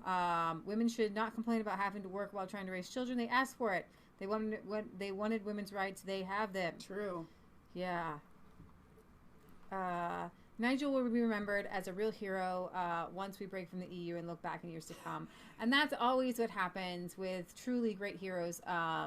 You know, same thing with Lincoln. Yeah. You know, Jim West says that he was not into politics until he saw that. And Britt got to video meet of him Nigel once. I got to see him. Worth a Look has a picture with Nigel as well. So 1917 Thunder says, I just got a landline hooked up. I really don't want to have my brains fried. What's ever left through cell phones. I get that. We found that when we turned over to the high-speed internet, that they got rid of the tied-in landline. Like, I was always, like, excited because I was like, okay, poop hits the fan. We still have the landline. We do have our landline. It's not landline anymore. It's digital and keeps going out on us. I want to throw it through the wall sometimes is what I want to do. And speaking of Worth a Look and Nigel Farage, if you can't get enough of Nigel, go to Worth a Look's channel, subscribe, and go through his plethora of Nigel compilation videos that kind of has the best of Nigel. He did a Tucker one as well, so I don't plug Worth a Look's channel as much as I should. You really should plug it more. It's really a great channel to go back and just watch Nigel stuff. Yeah, Justin sends us a lot of clips, as does Britt Baza. All right, so do you want me to... Okay. Why don't you schedule a live interview with Nigel like you did with Miss Zhang? Oh, wonderful. Let's just... Dale. Yeah, that's a great idea. Dale. I'm going to tell you something. If we've called into a show 3 times. We have spoken to Nigel 3 times. We have, yes. And he knows who we are because Britt Baza has confirmed that via a message to Nigel. It would... Okay, here's the thing. If our show... had kept growing exactly the way it was growing last year, and when we had viewers, then we would, when we went live, we used to go live. I don't know if you guys remember this, but there would be like 150 of you here. Okay, sometimes 200. When we covered the YouTube bomber, 900 people, we gunmen. I wrote it down 900 people. I wrote it down in my thing. We had 900 people live at one time. Okay, our videos used to reach 5, 6, 7, 8, 9, 10, 20, 50, 75,000 views. If YouTube still allowed us to do that, I would have no problem calling Nigel Farage. It's not that I would be embarrassed to ask him, but I literally wouldn't ask him to waste his time. Right. Because it really would be a waste of time for him to come on our show and to do something, and the video itself probably would get way more views than it normally does, and then we would die back down to nothing all over again, because that's just what YouTube has decided Resistance Chicks is going to be. And we're okay with that. You are Debbie Downer. I'm just saying, I believe that God has a reason for why. I don't want a bunch of trolls in my channel. It's fun when they get something to do. Bang, bang, bang, bang, bang. When you see a troll, that means our I'm not saying that I would be embarrassed. I would love to have Nigel. I think it would be a great interview. I think we would do really well. I'm going to read some of these comments now. But I want Nigel to use his time as best as possible. That's true. To reach as many people as he can. All right, let's play a couple more minutes of Nigel. All righty, let's go back to Nigel. Really? But of course, so there I was, absolutely in the centre of the well of the European Parliament, European Commission President next to me, and Herman Van Rompuy bang opposite me, no further away than those cameras are at the back of this room now. So in a sense, the stage was set. In a sense, I had the audience, I had the theatre, and I suppose, perhaps, I was lucky in that most politicians are very, very dull people who find it difficult to smile themselves, let alone make anybody else smile. But I did what I did with Herman Van Rompuy, or Rumpy Pumpy as he came to be known. And I gave my speech, and I said he had the charisma of a damp rag and the appearance of a low-grade bank clerk, and all of which shows the risks of speaking without notes, because you never quite know what's going to come out. But that reached millions of people. Even the rap version of my speech got 6 million views. And that one speech, because of YouTube, completely transformed my standing with many, many millions of British voters in this country. They would never have seen that on the BBC 10 o'clock news. No. They would never have read it in one of Tim's columns in the Times. Very good to see you here. But the fact is, it would have got just about zero coverage in this country, as it was, as the millions started to watch it. Suddenly, what happened was conventional media bounced back onto it. Because of what was seen, suddenly ITV, the BBC, and yes, Sky News, just ignore the weather, it'll be okay. They started to cover it. The newspaper started to talk about it. And I would say, actually, that one speech on YouTube made me.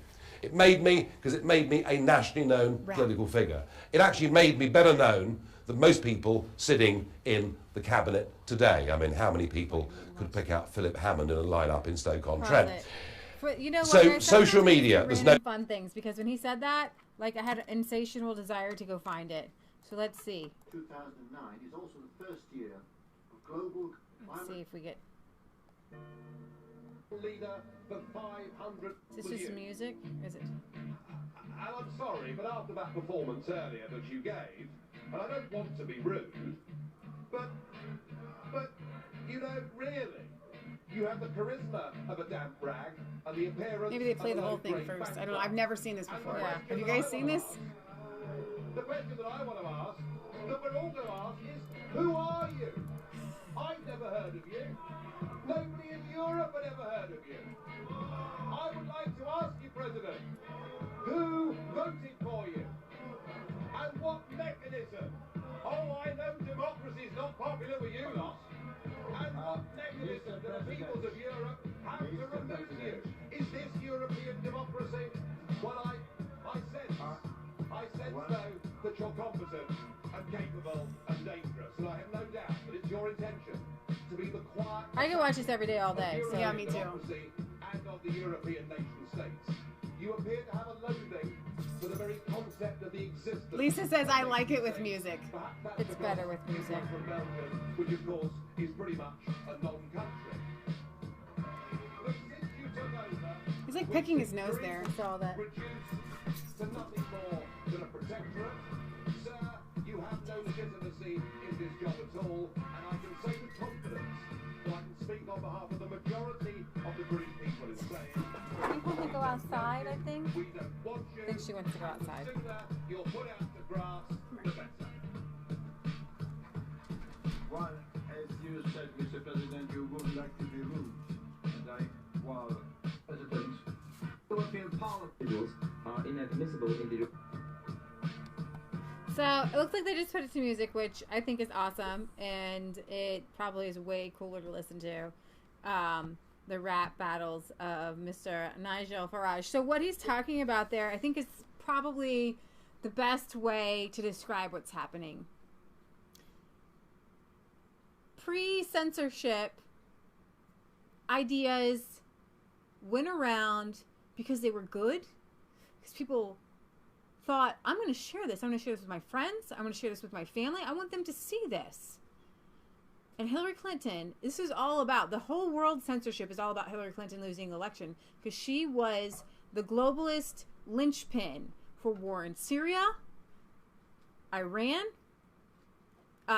for globalism on the biggest scale, because she would have supported the mass migration into Europe. And you need Americans' support to have your mass migration, to be supporting Angela Merkel and the European Union, who she loves. I mean, she is George Soros's little lap girl. So what you have there is the EU with Hillary Clinton both being controlled by George Soros and the powers that be. Evil, just plain evil.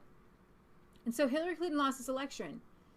And Facebook said, oh, we had nothing to do with it. People were just being people. People were just sharing what they wanted to share. And they said, no, we don't want people to share with their friends and family the things that they like to read and their news that they like to read. I have a friend of mine who I didn't know used Facebook to learn about the election and learn about things.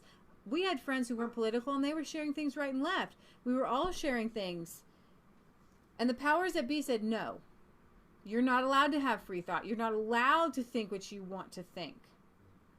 We got to shut this down. Okay? That's why you've got in the UK, they're arresting people for thoughts that they think might lead to another terrorist attack, because when you call out radical Islam, then sometimes those people of the religion that shall not be named get angrier and angrier. Right? So when we talk about the YouTube censorship, we wouldn't find Nigel Farage. His videos would not go viral. Videos aren't allowed to go viral anymore. Okay? They have allowed a few to come to the forefront, but they really dialed back everybody so that, like, everybody who got to the top really quickly, they're there. Okay? But nobody else can, they're like, we cut it off, nobody else can get to the top. We're not going to let anybody else go viral. Okay? And then those people that do go viral, they're dialed back. Gateway Pundit is a great site for news. They lost like 90% of their traffic. Prager University was being shared all over the internet. They lost 99% of their traffic. And so the best things we could do is keep talking, keep sharing, because we will eventually break the algorithms. They can't stand up to all of us. They can't stand up to all of us. Now, this is the kind of stuff I thought was not, it's not funny. So I'm going to show you an idea of what is not supposed to be talked about and shared. Tensions with migrants are well established. Ouistreham is a sleepy fishing port 4 hours to the west, but it has 3 ferries a day to England. 3 ferries a day to England. This isn't a one-off.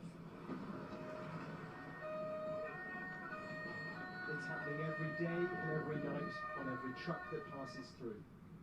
They're mostly from Sudan, and almost all look like teenagers. On the edge of town, they sleep in the ditches. The police remove any tents they try to pitch.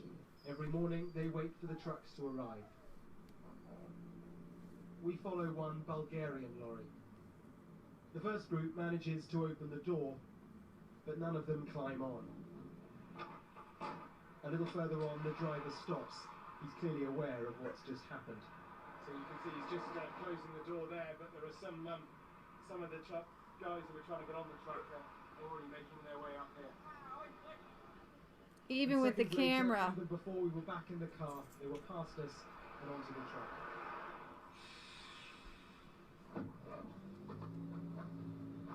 The route down to the port here is not like larger ports, Calais or Dunkirk, where motorways lead straight to the dockside. Here the trucks must snake through the town. It makes them much more vulnerable to this. The police do what they can with the resources they have. Around our car, the young men don't like being filmed. They don't like... Right in front of the police there, they're trying to get on. The police are right there. In all, we counted 18 young men get on. The police just let them get on. But 4, maybe 5, it was hard to see, made it to the port entrance. There, where every truck is checked, 4 were discovered. We can't be sure, but it's possible 1 remained inside. It's possible 1 remained inside. A little later, a few of them agreed to talk to us. How old are you? Yeah. I'm 16. You're 16, and you? 17 years old. 17, and you? 16. 16? 14. 14. Yeah. Okay, and you're all from Sudan? Yeah. And why England? England. How do you know England? My brother. Your brother is in England? Yeah. And how did he get to England? On the trucks? Yeah, here. Here? Yeah. He was here? Yeah, here I'm going. And he told you to come here? Yeah. We watch another trucks dash to the port. And then an exchange with some locals at a moment which demonstrates a divide over migration that stretches across this continent. I live here and we have never been threatened. Yes, it's true. There are many of them here at the moment running behind the lorries, but honestly, I can't say there are problems here. You should experience what happened to me in Paris. You were in Paris and we were in Rubia. We were threatened. I was threatened by 7 Arab men in the metro because I was standing and they were sitting. They violated me. My son has a scar on his face, madame. You have no idea what will happen. So as they keep talking, it's quite clear that this is causing real tensions within this community, and you can see the migrants are continuing to gather as they do every day and every night all across this village. They're not being helped by anyone but volunteers, nor are they being sent home. They're in a miserable, dangerous limbo, and driven by that basic human instinct that there must be something better over the horizon. The fact that they don't send these people home just treats them like animals. If they get through, they get through. If they don't, they don't. Just having them wander around like animals, like wild animals, is absolutely inhumane. It's inhumane. So I wanted to show you that. A couple random stories. Okay, but before you do, because taking Jasper outside has given me time to reflect on what I said, because Leah said I was a Debbie Downer. I guess I didn't preface that with, I live my entire life with constant hope. And so when it comes to our YouTube channel, I literally do believe that there will be a day then we will bust through, we will beat the algorithms, and YouTube can't suppress us, whether we move to Real.video or some other platform, or YouTube just gives up, or President Trump puts out some sort of something. I don't know. I live every day with that fervent hope and belief, just like I believe I'm going to get married and have kids one day. I mean, I just know that, I just have a knowing inside that it's going to happen. So when I say we'll go back to nothing like that, I just mean YouTube has really tried very, very hard to suppress us, and yet they still can't, because you know what? I believe that there may only be 1 or 2 people out there that need to hear one specific thing that we say, and it could set their life on an entire different path towards Jesus Christ.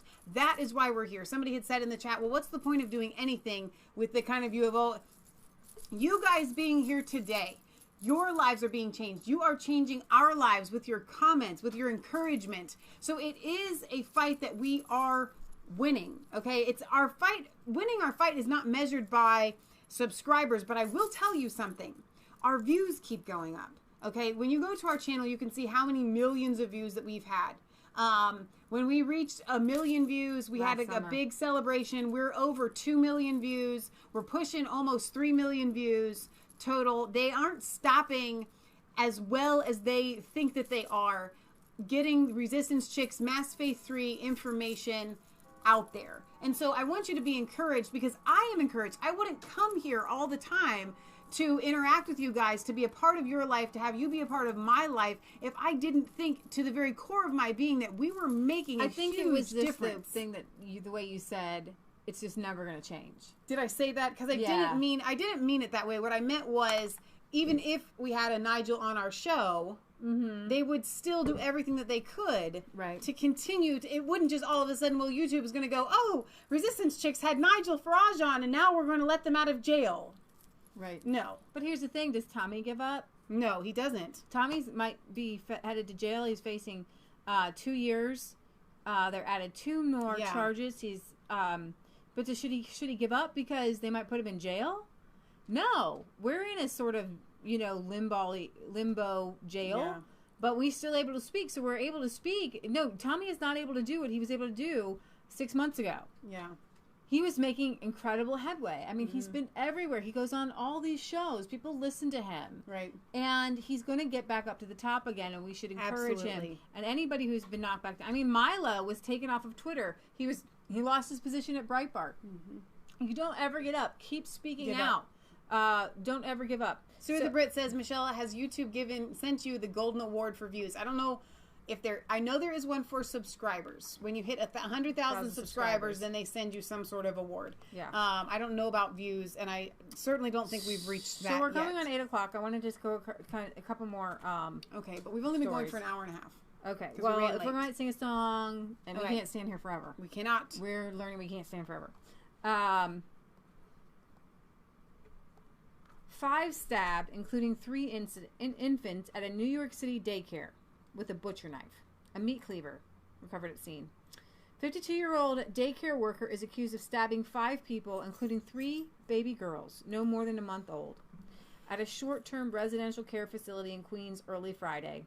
Police say they recovered a butcher knife and a meat cleaver. 7 infants were inside the facility when the woman attacked a female co-worker and the children just before 4 a.m. A 3-day-old girl and a 1-month-old girl were stabbed in the stomach. A 20-day-old girl had a laceration to her ear, chin, and lip. All are in critical but stable condition. 2 other people, a father of a child at the daycare and another woman who worked there, were also stabbed. The woman was stabbed 8 times in the torso. The suspect was found unconscious on the basement floor of the daycare center with self-inflicted stabbing wounds to the wrist.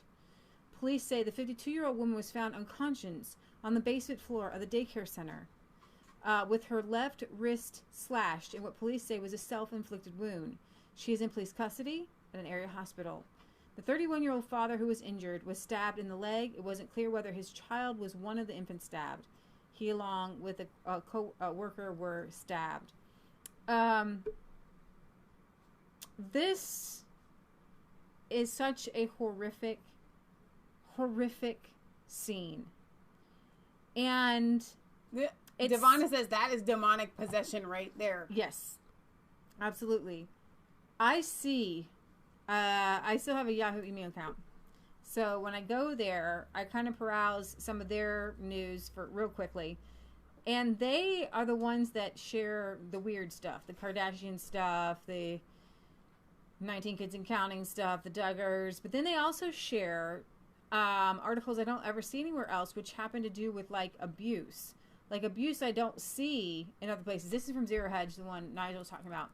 But, like, I see daycare over and over and over again. Like, it comes up, and I don't cover it because it's not necessarily a nationwide story, but it's a nationwide story when you put them all together. True. Now, granted, mamas are doing bad things to babies all the time, and I get that. I see parents doing crazy things to kids. I see daycare workers doing crazy things to kids. Mom left us a note, and she said in the comment section, she's like, I had to fight to stay at home. 75% of women wanted to stay at home. It was forced feminism. Most men wanted to farm. They're kicked off their land. And you have a handful of wicked women and a handful of wicked men. Remember, Right. Women were forced to work during World War II. A lot of them decided, hey, this is easier. Right. Right? And when the guys came back, they wanted to keep their jobs. But a lot of them wanted to stay at home. But then we had FDR's New Deal. Okay? And FDR's New Deal with the taxes, that wasn't, like, the New Deal wasn't just like, oh, we have all this free money we're just going to give out to people. No, they needed a larger tax base. And we can go into the fact that the taxes don't actually pay for things. It's all sleight of hand. However, they need 2 parents working. Then they get to take your kids and control your kids. Yeah. And then you have crazy people. Crazy people who are raised in a society, a public school. If this was a one-off thing, I wouldn't bring it up, but I see this all the time. Crazy people doing crazy things to children. It's not right. It's insane. And I wanted to put it out there. Do you have any thoughts? I guess my thoughts are, as a society, our job is to encourage families and to encourage always, first and foremost, that a parent and parents raise, watch, shelter, provide for, and educate their own children. Then, in such cases that should only be extreme in our society, should we then seek out other measures that should be taken up by the church, where education and child care are here comes mom. Hold that thought for just 1 second. Are used. What we see now is fly-by-night daycare centers in the middle of shopping centers on concrete. Oh my gosh, those are the worst. AstroTurf and there are little fencing things like 15 by 20. Vouchers are given to families to allow them to be able to afford to go and drop their child off at a totally cold and unhealthy environment for children. So as a society, might as well drop your kid off at McDonald's. You might as well drop your kid off at prison, at a juvenile detention center. Yeah, that's exactly what daycare is. And so instead of our society being okay with anyone, she hasn't left, being okay with anyone just all of a sudden, they have kids and it's assumed and it is known that they are going to put that child into daycare so they can continue on with their career. And there is absolutely no societal pressure or outcry or education given to people that showcases how it is vital that children be raised by their own parents and watched and given care for. And so to sum that up, daycares are evil. They are of the devil. And so whenever you have those environments and you drop a child off there, those are going to be the places where such atrocities are going to be more likely to happen because God is not there. Patriot Gallery. Well, daycare centers also spread sicknesses and diseases. They do? Well, if they're spreading sicknesses and diseases, they're also spreading bad habits. Fighting is huge from daycare. And hitting and these and it's like 9-to-1 parents. It's just ridiculous. There's not enough daycare workers in there. Right. But anyways, I'm not here for that. I'm here from something positive. Positive. Dr. Turley, who has a channel, he's got lots of subscribers because he's like in the gutter, but people go to him and they find him and subscribe to him. It's Turley, doctor. He's a Christian, and the only thing he reports on is how nationalism and Christianity is spreading. Great. And he does these 10-minute little things. He has books. He gives sometimes free books away that he makes.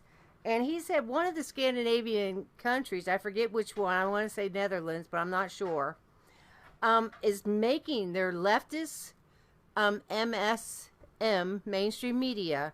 If you're a leftist mainstream media, which all media is, they have to teach about the goods of Christianity. Really?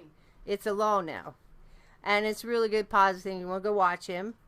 And somebody was saying, and we hear this all the time, absolute power corrupts, absolutely. Well, that's not true. Because the only one with absolute power is God. And he isn't corrupt. So absolute power does not. It's the idea or thought that somebody thinks they have absolute power, like a king. He thinks he's absolute power, and he tries to force it on people. But people know, hey, you're subject to law just like everybody else.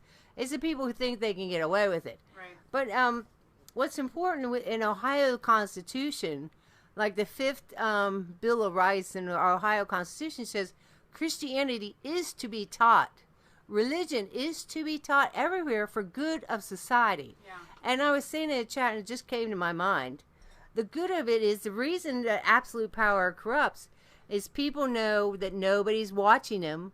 They're not going to get punished, so they can get away with it. But if children are taught from childhood, God is always watching, God sees all, and you will be punished by God, well then see, it's a totally different situation. That's why Christianity is good for society, because they're all in the back of it's always in somebody's subconscious, God's watching. And it straightens out a lot of ills in society. And that's why we should teach Christianity, and that's why our Constitution in Ohio says it. Right. So there were a couple people in the chat that also watch Dr. Turley and really like him. So you have support. You have support there. Brewpause says, I heard church bells chiming yesterday. Again, only twice in 30 years now. It was lovely. Heads up. This is a financial. Deer Hedge is financial. I just wanted to get to this punchline here. We're talking about the Fed rate, and it kind of gets over most people's heads, kind of mine too. I want to have Lynette back on because she can talk about this stuff. Denmark. Denmark. I think Dale had asked if it was Denmark. Yes. The Powell Fed has set one goal for and one goal only for its policy, hitting the neutral rate of interest. Is that Ron Paul in a Superman outfit? Yeah, I think so. Oh, come on. Unless that's Powell Fed. I don't know. The neutral rate of interest is when the Fed has rates equal to the pace of inflation.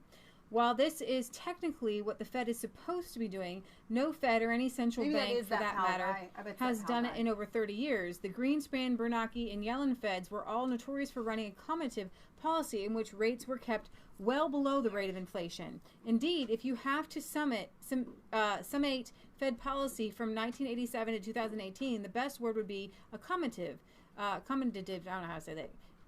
It is not coincidental that this time period coincided with several serial bubbles in the financial markets. This was done intentionally by Alan Greenspan, Ben Bernanke, and Janet Yellen, not Jerome Powell. During his July Q&A session with Congress in July, Fed Chair Powell emphasized that the most important focus for the Fed under his leadership would be the neutral rate of interest. In answering a question concerning the yield curve, from Senator Pat Toomey in Pennsylvania, Powell said, what really matters is what the neutral rate of interest is, and perhaps longer-term Treasury yields send a message about that rate. This says, I initially thought this was Powell playing to Congress. However, he says that the Powell Fed has made it 100% clear that it did in fact want neutral rates. But the thing of it is that this mess is going to spill into U.S. markets when it talks about... put a different way, the quote above is effectively the Fed leadership broadcasting to the world that its current line of thinking is that the Fed will be hiking rates until it reaches a neutral rate. Doing this is going to create a serious issue for financial markets. As they noted earlier this week, already globally, numerous markets ranging from China to Germany have entered corrections, if not outright bear markets, as a result of the Fed's hawkishness. So here's the thing. Eventually, this mess is going to spill over into U.S. markets. When it does, the bursting of the everything bubble. Okay, 2008 was the housing bubble. Yes. What they're saying is if they continue on this path, and it doesn't even matter what path they're continuing on, we're continuing on this path. The key here is the bursting of the everything bubble will have officially hit the U.S. shores. We're talking about Venezuela-type dollar devaluation. Can I finish my thought? Because I'm going somewhere. With Saudi Arabia right now in Yemen, they are killing civilians. You know how Assad is supposedly killing civilians? No. There's no ifs and buts. These bombs killing babies in the buses. I mean, it's right there. Like, they're admitted. Like, it literally says, and the bombs say, U.S. made. Yes. So we are killing children on buses in Yemen. The Saudi Arabia is not our friend. There was a little clip that was highly disconcerting to me. Laura Ingraham sat down with Mike Pompeo. I'm going to bring this up. I want you to see this because this is all telling. Why don't you let Mom tell her thing while you're looking for that? Okay, well, you're looking at that. I forgot my thought. Oh, no. I hate that. Well, it's on the tip of my tongue. Okay, Lynette Zhang, ITM Trading. You go to her channel because Leah likes to back up everything we say. ITM Trading. Now, if you all, many of you have heard probably that they're not selling silver right now. All of a sudden, silver can't be had. They're saying it's out of stock. Right. Well, she was saying she wanted to find out what was going on. Right. And what she found out was that P. Morgan, they decided the price on silver, and they bought all the silver. So once it is lowered the silver to 14, whatever, they bought it all. They have the most silver like any bank in the world. They're the biggest bank in the world. If they go down, everybody goes down. I think Trump allowed that because Trump said we're not going to have Venezuela here. He knows all this. He's had a plan before he went into office, how he's going to save America. So you don't have to worry too much, but make sure you have some silver and gold. You guys have to know that Trump knows that what happened in 2008 is getting ready to happen on the everything. Well, one of his election things was think bubble. He was telling everybody, think bubble. These globalists have controlled everything. These globalists are. First of all, he has to get a hold of the swamp. Through Project Veritas, we see there are a lot of swamp monsters in our government. 2 million employees, and they're always going to vote Democrat because they get increased salaries and they get a union. Nobody else has unions anymore, and nobody else has security. only government employees. And so they're going to elect people and keep people in office. They're going to pay them more and give them security. They don't care less about the rest of us. Right. No, I'm not finished yet. Because I get a bright side to this. So go see Lynette Zhang on ITM Trading. Then Leah was talking about Ron Paul had the Superman outfit. Well, it wasn't. We found out it wasn't Ron Paul, but go ahead. But anyways, somebody sent her a memorable silver dollar. You know, it's real dollar. But on one side of it is the Avenger shield that Of Captain America. Captain America. And it's a special commemorative Silver coin on the other side. You can see it's real silver. But I thought this is the sharpest thing. I got to give me one of them. Oh my gosh, we may watch some comics around here. But okay, so to round off some thoughts of people in the chat here. Who was it? I think it was Wicked saying that you can't eat silver.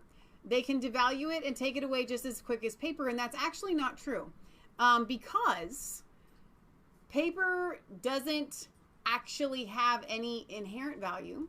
And with paper, the reason why they are able to devalue it is because they're able to print more of it. And with silver, they can't do that. They actually have to have it in hand. So what will happen is you can never devalue silver.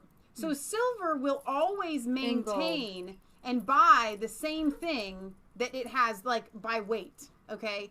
So gold and silver are just that kind of immovable for the first 200 years of our country, before they started to print fake dollars, the dollar and the gold standard was at the same for 200 years.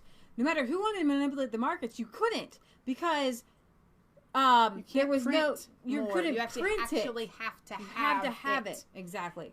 So when we tell people to buy gold and silver, first and foremost, what you need to do is to be preparing yourself for, if the poop should hit the fan, you have food, water, shelter. Secondly, you need to have seeds and things that you can do to sustain yourself and things like that. You need to have land. Mom, can you pick that ball? You need to be practicing these things. You need to know how to grow food. It is not easy. It's actually very difficult to do.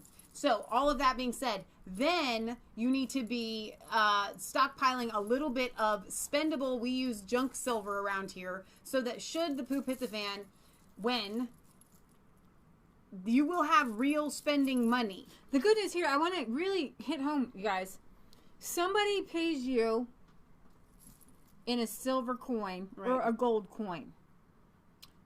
If and when you decide 10 years down the line, 20 years down the line, it will have matched to turn that in. You're going to get a lot more paper dollars than if somebody had paid you in paper dollars. So somebody pays you $5,000 in paper dollars in 1980. And you're going to have that $5,000 today. But if someone gave you $5,000 worth of silver, you're going to have matched. You're going to have grown that. You're going to be able to exchange that. I don't have the numbers off the top of my head. But I could bring up a chart and do the math. You'll have more of those paper dollars. Now, if somebody paid you in gold, I mean, you're really sitting pretty right now because gold has value, and everyone in the market saying that gold is still undervalued. So if I want somebody to pay me, I want to be paid in gold and silver. If I'm going to have something sitting to the side, I don't want it in paper dollars. Anything, and I have it all, whether it's stocks or bonds or anything, that's not let it intangible not goods. be paper dollars. So, because I can always take that silver and exchange it for paper dollars at a higher rate at some point. I'm going to let Mom do her thing, then I got thing, and then we're going to go to my Pompeo, and then we're going to be done. Yeah. Where did it come from? Marco Polo and the Chinese emperors ran dynasties with paper. And Marco Polo brought the idea here, and all of a sudden people say, hey, I can have a dynasty. I can be an emperor. Then the rest of the people become peasants when you use paper. Everybody else is a peasant, and you can see it on your triangle things, pyramids they make. We're all peasants now because of this paper dollar. So whoever wants to talk about paper dollar, say it's okay, I'm going to kill you. Because you want to enslave me to 3 or 4 people at the top. I will not be a slave, and I will fight, and I will. George, I was just thinking last night, George Washington killed for our freedom. He killed men for our freedom. the founding fathers were willing to kill for their freedom. I don't mind saying that. If you want to take me and put me in slavery, I will kill for my freedom. Yeah. And so that's not important. That's not important. Just see where it comes from. It comes from Chinese emperors. I mean, come on. This is not a Western thing. Gold and silver has always been. That's how come we were free and the Chinese weren't free. Right. But we were smart. But also I wanted to say, that shield. Lynette Zhang's always saying, what are shields made of? When this guy here talking about paper, are you going to go out and battle with paper? See how well your kite's going to hold up against somebody who has a metal shield. And that's why they sent her the shield, because she's always saying shields are made of metal, not of paper. It's really cool. I like that a lot. So Leah's got some current prices. We go over this all the time, but I really just kind of want to keep going over it. This is just from 1979 when they officially took us off of even the gold standard. In 1980, gold was, I'm looking at the chart, looks around 250. If somebody paid you in gold in 1980, you would have, I think it's like the last chart I was looking at was a percentage chart. You would have 2,974 in 2018. A greater percentage in that would, imagine the rate of your investment from 1947. the change in price from 1947 in this chart to today. The change from 1947 to, I mean, it's like I have my charts up and we go over our gold things. Michelle can probably put them in the links where we actually sound like we know what we're talking about. Because I don't have numbers off the top of my head. It's so much easier. People will just sit down and have the numbers right off the top of your head. Let me sum it up, and then we can go to Mike Pompeo, and then we'll sign off. Because this is a thought that I have, because here's how it's tied. Because I'm getting a lot of comments in the chat. Some, well, you can't eat gold and silver. Well, no, but you can buy food with it. No, but that's what we're saying. We're saying actually, if you've got paper dollars, it's better to have gold because you can't eat your paper dollars either. Right. What I'm saying is, if you had gold as your tangible, you could exchange it then for more paper dollars even today. Right. Okay, than what you could. But as far as what's coming down the line, all right, and this is the thought that I want to get to. Devana is one of my favorite viewers in the chat. She shows up all the time. She's always here. I love you to death. We don't always agree on things, and in this area, we agree 50-50. She says, stuff, things, food, gold, and silver, money is not what you need God. Yeah. And that is 100% true. Right. Now, but the last half of her comment is pretty much all you're going to need is God, because, and I'm forgive me for paraphrasing here, Devana, but I think I get what you're trying to say, because we are in the end times. All of these things are going to happen. You just need God, and you can't do anything about it. So first and foremost, Devana is 100% right. You really do need to go to God first, because throughout biblical history, God has always protected his own. But Leah and I had a discussion the other day, and I hope this might set some of our end timers free. We have been in the last days since Jesus came. When he talks to people about the things that are very soon to come, those things were already fulfilled. They already happened. The church was persecuted, and all of the things that Jesus talked about happened right then. Throughout history for the past 2,000 years, the church has always thought that their generation was currently in the last days. Why is that? Because they are, and the wars and rumors of wars, what happened to our pilgrim founding fathers, the fact that they fled England, and then they went to Leiden in Holland, and then they came here to the United States. They thought that they were in the last days because they were being persecuted for their Christianity exactly the way it was prophesied in the Bible. Why is it that for the past 2,000 years, Christians have thought that they were in the last days? Because we are. So you're not wrong that we are in the last days. But what does the last days entail? Does it entail tomorrow? Does it entail a year from now? Does it entail 100 years from now? The problem that I have with people teaching that we're in the last days right now is, guess what? You don't know. And when you preach, it's all prophesied, there's nothing you can do about it, the Pilgrims never would have come. They never would have landed here on November 9th in 1620. We wouldn't have the America that we have today. We would have an America of some sorts, but we wouldn't have the America that we have today with the values of the Matrix of Liberty that sits in Plymouth, Massachusetts. If people had believed so fervently like you do that we're in the last days and there's nothing we can do about it. The Bible talks about us occupying until he comes. Jesus says that blessed is that servant whose master so finds him doing his will when he arrives. What is his will? Okay, we are to minister to the poor. We are to shelter the fatherless and the widow. We are to preach the gospel of Jesus Christ, and we are to embody the promises of Abraham, Isaac, and Jacob. And that is to bring righteousness to our nation. Why on earth would God ever ask us to sit on our hands and not try to change our world and to change America until he came? That's not true. So we must always be ready. We must always be fighting for truth until the day that Jesus comes. Let me give you these scriptures because this really set people free. Joel chapter 2. I want you to read all of Joel chapter 2, but I'm going to read just a little bit so you know where we're coming from.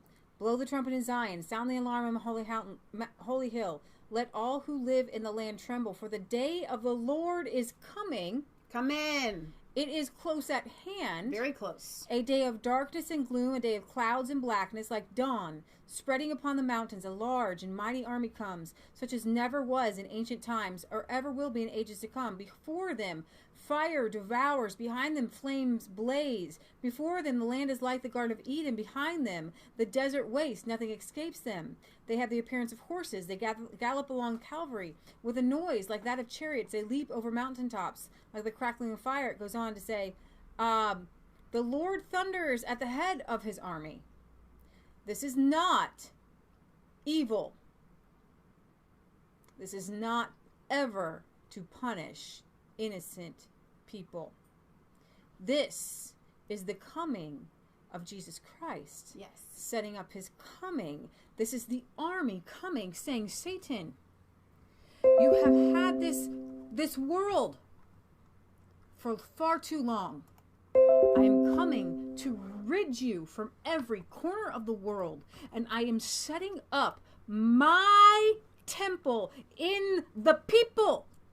Yes. So that they don't need to go to the temple anymore. I am setting up my temple wherever anyone calls upon the name of the Lord, bam, a temple of God. What is the temple of God but the Holy of Holies, the most powerful force in the universe, you guys? And every single one of us within us have the Holy of Holies, have the temple of God. If you have Jesus Christ, if you knew who you were in Christ, you wouldn't be sick, you wouldn't be poor, you wouldn't be downtrodden, we wouldn't have YouTube censorship. Every day I get on my face and I say, God, reveal to me who I am in Christ so that I can go and tread where no one has tread before, so that I can say what you said. Lord, you said to me, if I say to this mountain, be removed and be cast in the sea, and if I don't doubt in my heart, and if I believe, I shall have that. I want to get there. Why am I not there? I get on my face before God and I say, God, I know it's true. I've seen it happen, and it's because Christians for far too long have listened to this end times junk and trash, then they literally believe that God wants bad things to happen, and they rejoice when bad things happen. Hang on, guys. It's going to get better. The Lord thunders at the head of his army. I'm trying to cover the mic as much as I can. His forces are beyond number. If you knew who was behind you, if you knew who was before you, you would be like Elijah. You would be like Joseph. You would be like David. And they didn't even have salvation. They didn't even have the Holy Spirit, and yet Elijah was able to call down fire. He ascended up to heaven, and man didn't even die. And all of us have something better than what Elijah had. We don't know, saints. We don't know who we are in Christ. We don't know. A friend of mine sent me a text message to say, he said, you know what, guys, when you're in something hard, it might be that you're out of the will of God, but it may be that God is stretching you in something hard. Because Elijah was stretched. Right. Joseph was stretched. And let me interrupt here. Devonna, this is not at you. She said, No. keep yelling at me. No, this has... No. We have been dealing... We've been in the church for a very, very long time. We've been dealing with people preaching end times prophecies and that we are in the last days and keeping Christians immobile my entire life. And it's happening now more than ever. It's in every church, and I appreciate it. I'm not preaching at you. I'm encouraging you that you are stronger than you think you are. You have more power than you think you do. Yeah. You can get up every morning and say to mountains, be removed and be cast into the sea. And if you don't doubt in your heart, you can have those things. We need to come together. If my people who are called by my name will humble themselves and seek my face, I will come and heal their land. I want Christians to believe in healing, to heal things. Our founding fathers are pilgrims. They had a matrix of liberty. That's what we tell you guys. Go to Plymouth. Visit the forefathers' monument. They had a matrix of liberty, education, law, justice. How do we bring our country back? Watch the movie Monumental. Like Kirk Cameron said, this isn't working. This isn't going anywhere. They're drawing. Here's the thing. The day of the Lord is great and dreadful. Who can endure it? Even now declares the Lord. I ain't preaching at nobody but myself, y'all. Okay? He says, this is what I want you to do. How do we heal our land, y'all? How do we get our country back? Poland's doing it. Russia, you guys, Russia used to be communist. They're coming out of communism, and that's why they're seen as the enemy. Right. Because they are a Christian country right now. They are getting evil out. They're coming out of communism. If anybody had a right to believe they were in the last days, it was 1940. Right. You had the Bolshevik Revolution. You had Chairman Mao coming up. You had everything was going wrong. Everything. FDR, everything. The mark of the beast, everything was going wrong. Right. But guys, we're coming out, and the church was beaten and beaten and beaten and beaten. And the 1960s and the sexual revolution, and we were losing at abortion and pornography. But guys, we've turned a corner. We're winning. Things are getting better. And when I saw Donald Trump enter office in 2017, the Lord said, I'm back. Right. I'm back. Y'all asked me to come back.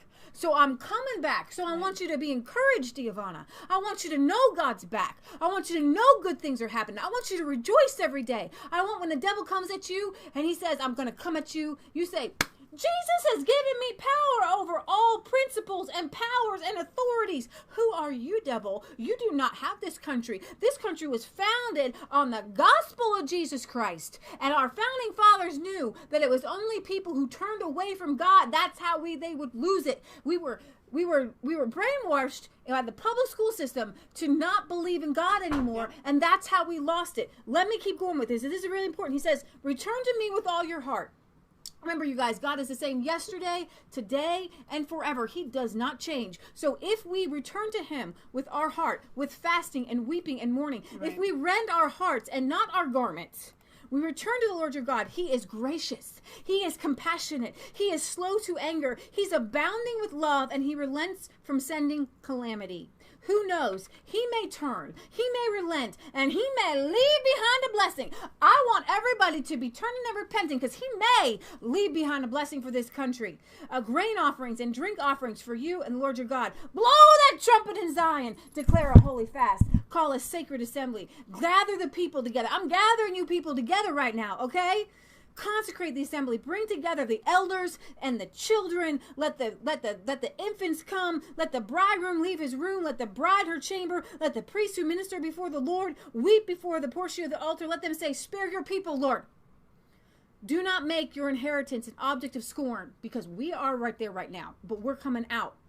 A byword among the nations. They should say, where is their God? Then the Lord was jealous for his land, and he took pity upon him. The Lord replied to them, I am going to send you grain.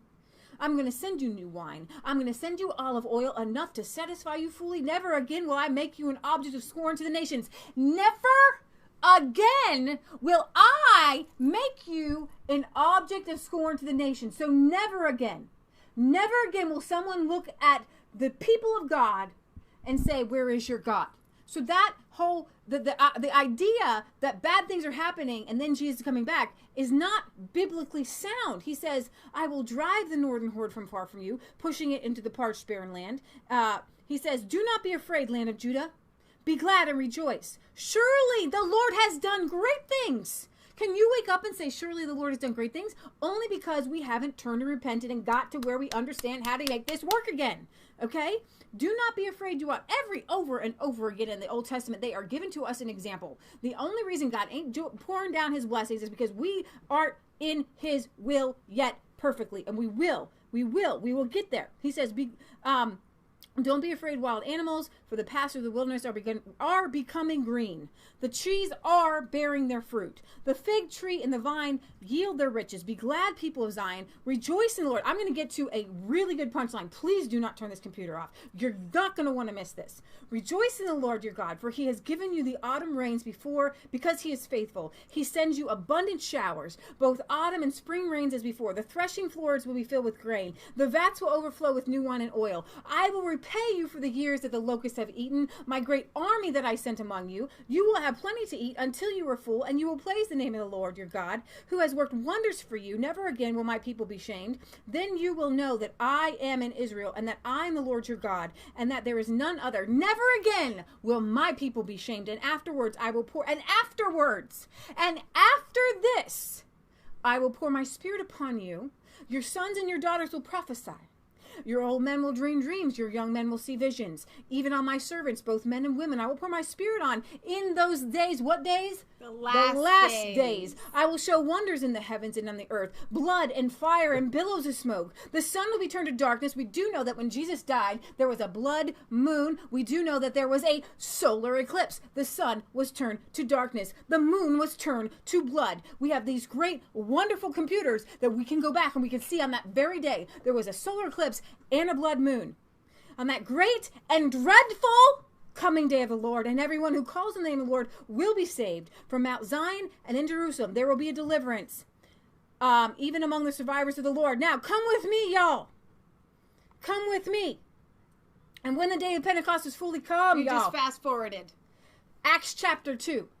Acts chapter 2. Are you ready? We had the people. Jesus told them, he said, go and wait. Go and wait for the Holy Spirit to come. Okay?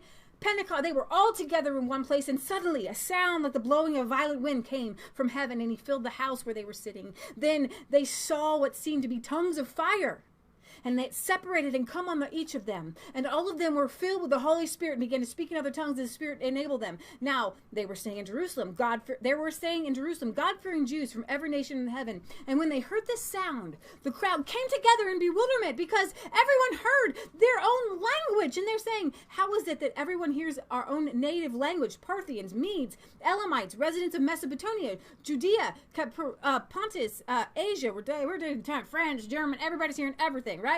Everybody was there, both Jews and those converts to Judaism, Cretians and Arabs. We hear them declaring the wonders of God in our own language. Amazed and perplexed, they asked each other, what does this mean? Some of them says, they're drunk. Then Peter stood up with the other 11. He raised his voice and he addressed the crowd. He said, fellow Jews and all of you who live in Jerusalem, let me explain this to you. Listen carefully to what I say, and I'm telling this to you right now. Just listen carefully. These people aren't drunk, as you suppose. You think I am right now, but I'm not. It's only 9 a.m. It is late at night. Now, this is what was spoken of by what? The prophet Joel. In the last day. Whoa. In the last days. Trying to cover the mic. God says, I will pour out my spirit upon all people. Your sons and your daughters will prophesy. Your young men will see visions. Your old men will dream dreams, even on my servants, both men and women. I will pour out my spirit in those days, and they will prophesy. I will show wonders in the heavens above, and signs in the earth below, blood and fire and billows of smoke. The sun will be turned to darkness, and the moon will be turned to blood before the great and coming day of the Lord. He just said that whole passage. He quoted part of it, but he's saying all of Joel. This whole thing, right? And everyone who calls on the name of the Lord will be saved. Fellow Israelites, listen to this. Jesus Nazareth was a man accredited by God to you by miracles, wonders, and signs which God did among you through him. As you yourselves know, this man was handed over to you by God's deliberate plan and foreknowledge. And you, with the help of wicked men, put him to death by nailing him to the cross. But God raised him from the dead, freeing him from the agony of death, because it was impossible for death to keep its hold on him. David said about him, I saw the Lord always before me. Because he is at my right hand, I will not be shaken. Therefore my heart is glad and my tongue rejoices. My body also will rest in hope, because you will not abandon me in the realm of the dead. You will not let your Holy One see decay. You have made known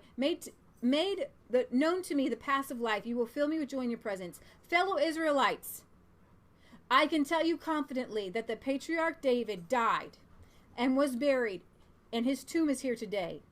But he was a prophet and knew that God had promised him on oath that he would place one of his descendants on his throne. Seeing what was to come, he spoke of the resurrection of the Messiah, that he was not abandoned to the realm of the dead, nor did his body see decay. God has raised this Jesus to life, and we are all witnesses of it. Exalted to the right hand of God, he has received from the Father the promise of the Holy Spirit and poured out what you now see and hear. For David did not ascend to heaven, and yet he said, the Lord said to my Lord, sit at my right hand until I make your enemies your footstool at your feet. Therefore, let all Israel be assured of this. God has made this Jesus, whom you crucified, both Lord and Messiah. When the people heard this, they were cut to the heart and said to Peter and the other apostles, what shall we do? Repent, be baptized, every one of you, in the name of the Lord Jesus Christ. For the promise is for you and for your children and for all who are far off and all who call upon the name of the Lord. And with the many words he warned this, and those who accepted his message were baptized. 3,000 were added to the number that day. We got the police. Jasper. In the fun police. Today, the day of Pentecost, this word from Joel was fulfilled in the last days. So we are in the last days. Today, this word is fulfilled. We've been in the last days since Jesus. I say what happened to me is I believed all this stuff today. I believed it all makes sense. Helicopters, the locusts flying with huge wings and everything. It all just made so much sense. But when you read the book of Revelations as end times, you have to throw out the rest of the Bible. Right. I was taught, educated, go get a job, make sure you have health insurance, get a house, and go to the store and buy your food. And in order to do that, you have to throw out the rest of the Bible. Because the Bible says, throw your seeds upon the ground. You're actually supposed to take real seeds and throw it on the ground. Why would it always say your threshing floors will be filled with grain, your vats will overflow with new wine and oil? That means you have to have your own grapes to make your own new wine, and you have to have your own grain. And then the more we homestead, the more the Bible comes to life. Right. You can't obey the Bible if you believe in end times, get a job, make money. I mean, you can't obey when God says, dig your own well and drink water out of your own well. Mm-hmm. You're drinking water out of everybody else's well when you have city water or whatever. The Bible says, drink water out of your own well. All these things become so much more important when you get set free from this end time stuff. And you start reading the Bible totally different when you're out there, and we have several great plants. Right. Well, I am the vine, and everything just makes so much.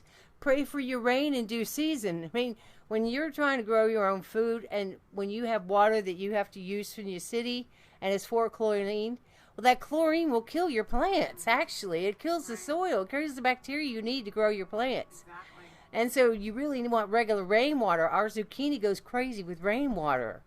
All the Bible makes sense when you throw out this end time stuff. And buy and sell without the mark of the beast. I mean, you can't buy and sell unless you have that Federal Reserve. Right now. If you don't have that Federal Reserve note, you may. Been here since 1913. And in China, if you use paper, if you don't have that, you can't buy and sell. And then with our government, there's so much taxation, you can't buy and sell without taxes. Right. And that's totally absurd. You're not free if everything you do is taxed. Right. And our dollar is taxed like 1,000 times. It's just ridiculous. So anyways, God wants us. And then one of Ezekiel, I think it says, we're supposed to preach liberty. And when you see that Liberty Bell, Benjamin Franklin and George Washington, they really got a hold of God. Mm-hmm. And they preached liberty. And then here we have Marine Le Pen. And she's like, liberty, give me liberty. And she is trying to preach liberty. And that's exactly what Christianity is all about, preaching liberty. So you elect the people you want, you're free from tyranny. Right. So I know a lot of times when people in the chat bring up a comment, and then I don't think they expect me to call it out today, like Devana's. And then, because I did get an email last week for something that I had called out from somebody, and they're like, I didn't mean it that way. I'm like, no, you don't understand. I don't take offense at anything that you guys say in the chat. And so if I call out something that you're saying, you have to forgive me. It's only because it's already on our mind. It has nothing to do with you at all. Yeah, it's only because it already is on our minds and that current topic. And so I know Devonna, for some reason, she still thinks that we're yelling at her. She still thinks that really, we have had this conversation. It's been on the tips of our tongues. We've been talking about it all week long. And unfortunately, sweetheart, you were the one that brought it up into the chat today. It could have been anybody else, and it has nothing to do with you. You just kind of brought these thoughts, and I felt like it was a good time to implement it, because we were talking about silver and gold. We're talking about being prepared, because here's the deal. Bad things are going to happen. Mm-hmm. God will protect his own, and he will teach you how to be prepared in those moments so that you can be set apart from the destruction that is going to happen to the wicked people. And if he is using Leah and Michelle, our resistance chicks, to help prepare you for that, then that's a good thing. Isaiah 61. The Spirit of God is upon me, therefore hath the Lord anointed me. He has sent me to preach good tidings to the poor, to bind up the broken. Good tidings to the poor. To preach liberty to the captives. That's provision. To them that are bound, and the opening of the prison. Freedom. To preach the acceptable year. The year of Jubilee was the year where if you had sold your land, you'd get it back. If you were sold yourself into slavery, you'd be out of slavery. And the day of vengeance of our God, to comfort all who mourn, to appoint them that mourn in Zion, to give them beauty for ashes, the oil of joy for mourning, the garment of gladness for the spirit of heaviness. When we're talking about prophecies, how about first we see ones where Jesus or the apostles have said, this is fulfilled, right? Your little fly. So when we're not sure about something in a prophecy that we're trying to attempt, he just won't leave you alone. Right. We're not sure about the end times. We're not sure about when the day when Jesus might come back. Right. Let's go back for a minute to what we do know. Jesus said that this scripture today, it is fulfilled. The problem with the end times mentality is that you say Jesus is the same yesterday, today, and forever, except for the end times. Right. He totally changes who he is. We literally don't know what scriptures apply to us. We literally don't know the authority we have in Christ anymore. Exactly. Because we lose it all. We may be able to be, completely downtrodden by the devil and not be able to stand up against him. So how is it? But Jesus, that's what people say. That's not true. Jesus told the disciples something. Jesus told the disciples to go and preach everyone the words I've given you. Yep. And he never said until such a day where you just sit down and you give up. Right. And the devil overtakes you. Because when I read Joel chapter 2, he said the day of the Lord would come and God would come with his army. And he would set up his kingdom. And Jesus said, I have come to set up my kingdom, that's a spiritual kingdom, here on this earth, where the gates of hell could not prevail against it.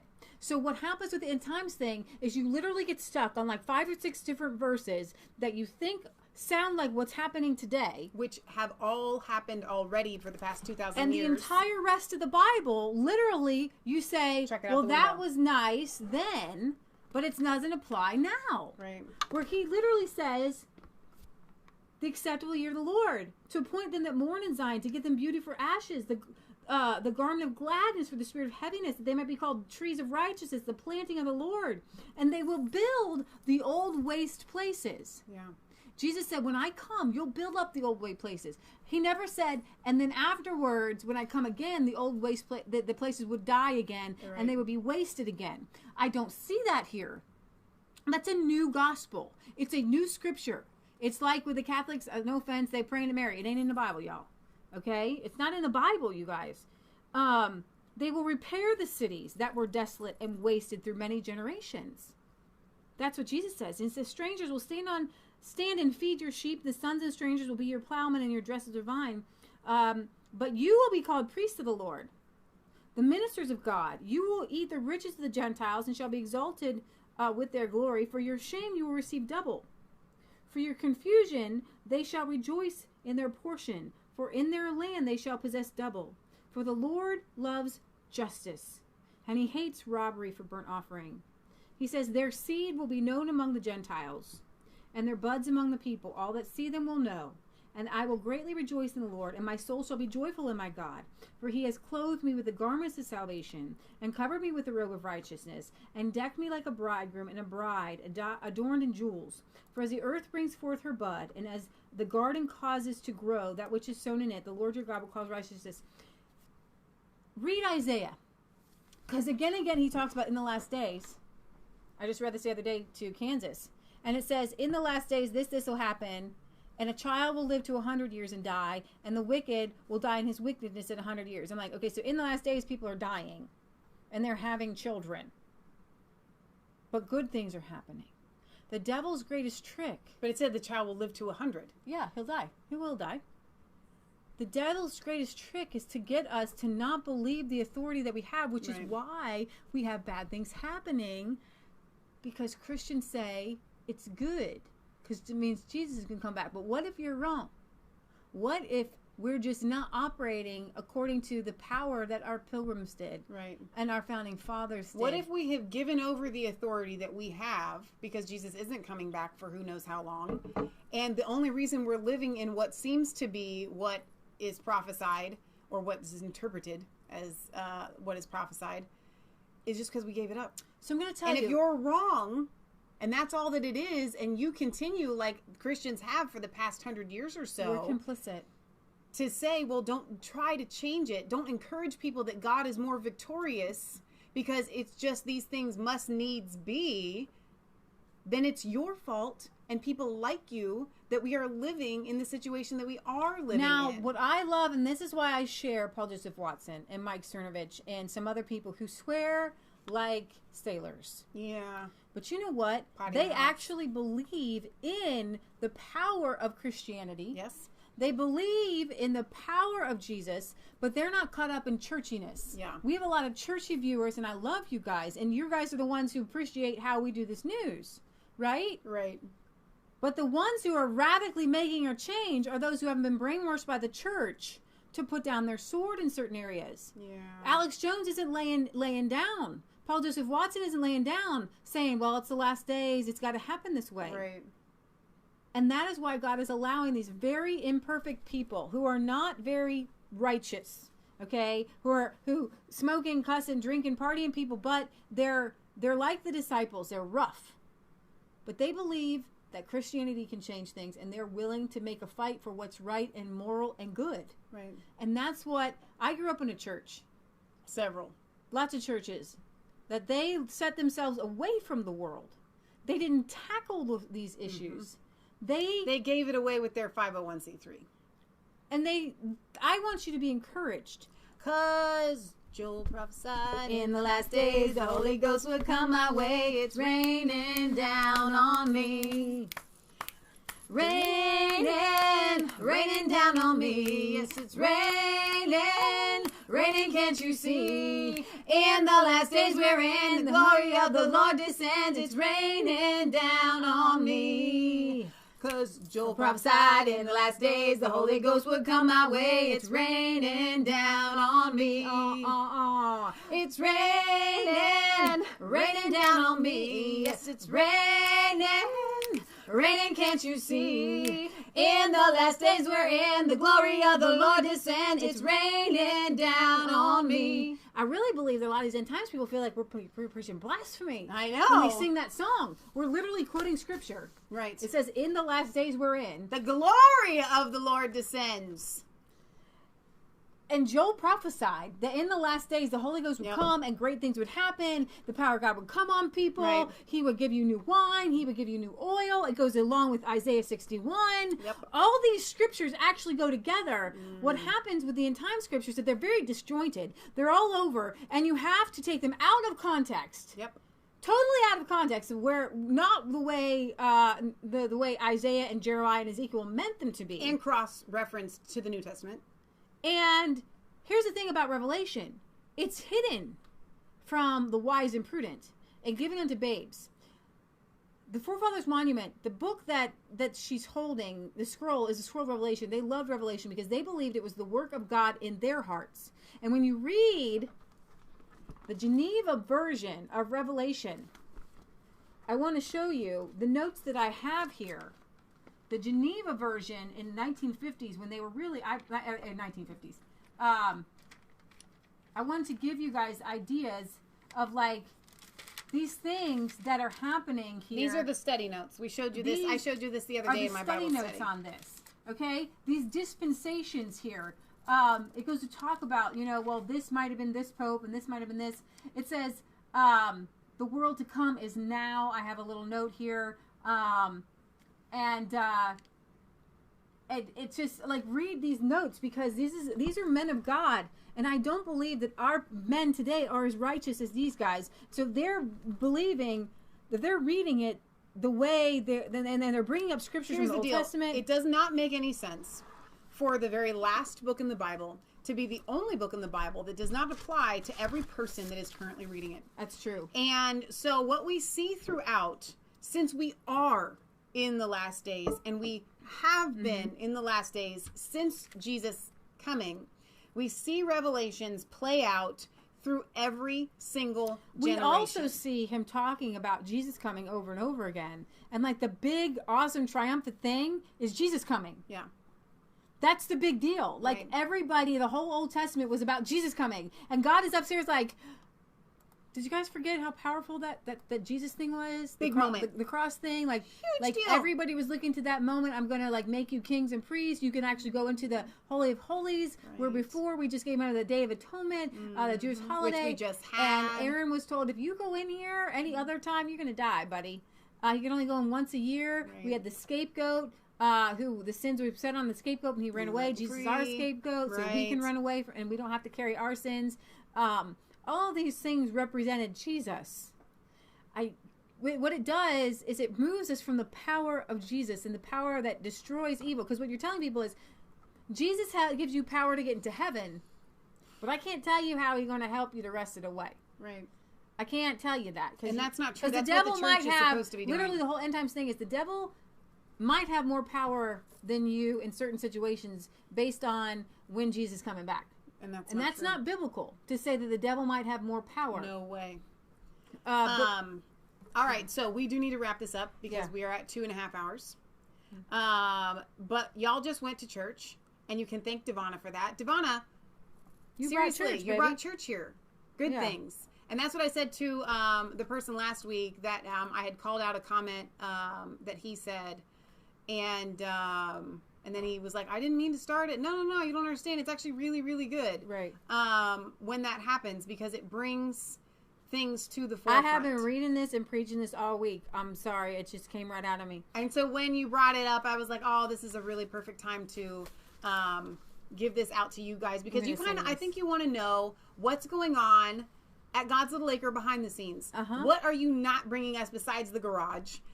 When we have conversations, what are we talking about? What's on our hearts? And so tonight we got to share a little bit of that with you. And so if we went a little bit later on our show, that's why I've actually been really encouraged that we've pretty much maintained 50 people throughout. No one left during the preaching. That's so awesome. Okay, so I wrote this song back in February, and I couldn't find it. I had typed it up on my phone, and it kept coming back to me. And I printed it out finally, and I haven't sang it for you guys. It's an a cappella song. So what? No, they haven't started on the car yet. I'm sure that will start this weekend. You're so cute. All right. It's called When Your Soul is Weary. Okay? When the soul is weary, it seems all hope is gone. When you've given all your strength just to hang on, when the trials and the heartache seem to go on too long,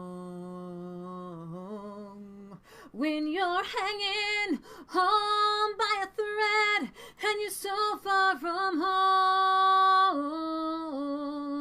put your trust in Jesus, for he cares for you. Just look at the lilies of the valley and the sparrows too. Just call on him. He will help see this through.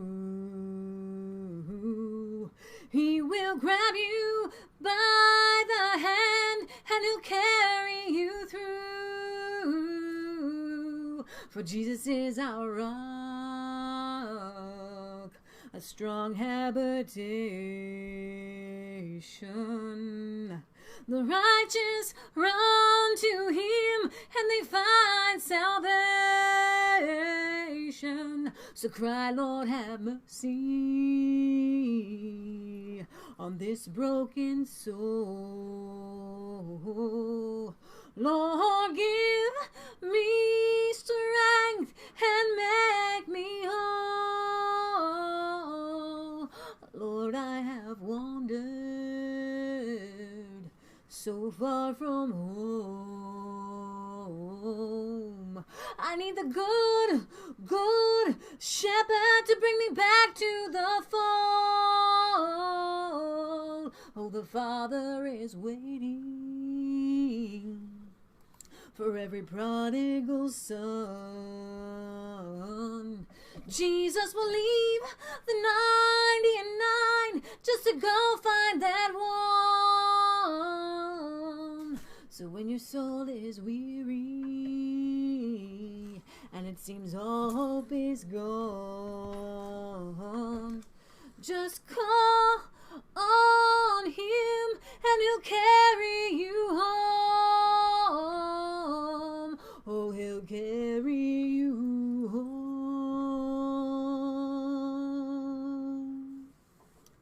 Fantastic. That's a really, really fitting song, I think, for right now. He'll carry you home. Don't you worry about it. Just cry. Hey, we need to sing that song. Him. Yeah, we do. I love that song. Let's call on him, guys. We're having trials. The thing of it is Jesus did say, y'all are going to have trials and tribulations. Right. But be of good cheer. I've overcome this world. He didn't say how long those trials and tribulations might last or how long it would take us to get through them. But he's saying, if you just keep going forward, you will make it through. That's why I got that song where your victory is right there. It's time for a breakthrough. Whatever you've been going through, guys, it's time for your breakthrough. Yep. Just call on him. Say, Jesus, save me.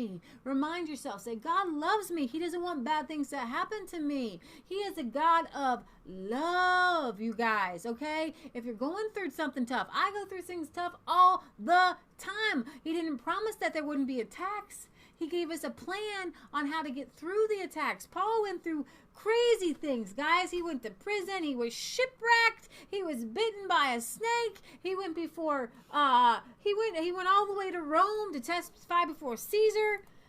You guys, we're going to have these issues. But you've got to see yourself through the issue. And you have to see the power that you have through Jesus Christ. Yeah. To take control of the situation and take control of your country, take control of the world for Jesus Christ. Yeah. That is the power that we have. And if all Christians were to unite with that power, we would be unstoppable for Jesus Christ. And I believe there is a movement that is happening right now. And that's what I'm so excited about. And so when I call out the end times people and I say, hang on a second, just hang on a second. Let's not go there because right now it's not important. Jesus is going to come when he's going to come. And blessed are the servants and you guys who God finds doing his will when he comes. Not the servant that he finds sitting on the sideline going, well, I didn't do anything to change it, Jesus, because I knew you were coming and I just knew that. That is actually a story in the Bible that's you should know that he literally said, you got to be doing something, guys, when I'm coming. Right. All right? You better be found doing something because there is a guy who said, I knew you were a hard master, so I just sat on it. Mm-hmm. Okay? If every single Christian in this entire country shouted at the top of their voices about the censorship, we'd be back up on YouTube tomorrow, you guys. Right. It's because Christians they're so busy with in their lives, and I understand it. They're trying to put food on the table because of the Federal Reserve and the public school system. They got 2 people working, and the devil has us trapped, which is why we come to you to try to get you free from the trap, so then you're able to walk in the anointing, so that we can get the voice and the message out to even more people. I don't want you guys working 9 to 5s for the man. I want you to be independent. I want moms to be working from home. I want you to be on your farms, and when you are there, you will hear from God, and you'll hear the answers. All right. So, John Lamolg says, beautifully, I was accompanying you on my guitar. Colleen says, I enjoyed the scripture so much. Very fitting part of the word. Now, Kelly says, no freedom information, Kelly and Eric live tonight, because her brother did pass away. He was very young, 46 years old, but he's now with the Lord. She left a link to the funeral home information there. But I want you guys to be praying for Kelly. Oh, by the way, Jesus' last words were, it is finished. It says all that. I want you guys to be praying for Kelly and her family as they go through this stage. Well, let's just lift him up. God, I just thank you for everything that Kelly and Eric are doing, and I thank you that you have anointed them to preach the gospel to their family, and we pray that you comfort them and their whole family, and may they be given words of peace and comfort and be able to pass on your peace and comfort to everyone else around them. In Jesus' name I pray, amen. Amen. So thank you guys for being here. I want you to like and comment and subscribe to Resistance Chicks and Mass Faith 3. Here's the deal. I haven't had that many comments recently. We used to get a lot more comments in the comment section after. I don't know if it's because most of you that are very loyal to us just watch us live and your comments end up in the comment section. But here's the deal. Not everybody can always see your comments. Maybe they watch the video, but they don't get the live chat to go with it when they watch it back. So if you have a pertinent comment, leave it in the comment section afterwards. I tried to lift up all the cords on mine. See how mine's lifted in the air? We have a puppy with us right now. A puppy that likes to chew. She was just chewing on that, and then she cords. started chewing on this. Well, see how I lifted mine up? We just have to, as we go live, we have to lift up all cords. See, trials and tribulations. Your prayer made Donna Terry cry. Speaking of Donna Terry, thank you guys to all of our moderators who were here tonight. Thank you to you guys who stayed for 2.5 hours, 2 hours and 40 minutes. And the preaching and the screaming and everything. Kelly says, thank you, Leah, and everyone. 3 in the morning in the Netherlands, says Michelle, who made that awesome meme. I love it. Now we know where you're from. You're from the Netherlands. That's awesome. Yay! We'll see you back on Sunday for a UK Euro news, including the Netherlands with Dutch Wielders. Are going. What's your view of Gert Wielders? Wicked, you said, Michelle, please maybe go through the books. What books are we talking about? Who is the baby picture below in the monitor? This one right here? Not a baby anymore. This is so you guys know Uncle Jack. He lives with us. He has 2 sons who are like brothers to Leah and I. They are our cousins, and they have children. And they are like our nephews. And so there are 4 of them. So that's what you see a lot of times. I don't know where the other picture went. In the background, this is my mom's dad, and this is one of my cousins that I just mentioned. So when you see baby pictures and whatnot, that's usually what you're seeing behind us. All right, guys. Have a good night. God loves you. God bless, and we will see you back Sunday at 1 o'clock. I hope the rest of your evening, as late as it is still productive. Maybe go get in the Word and get something from God. Good night, guys. God bless.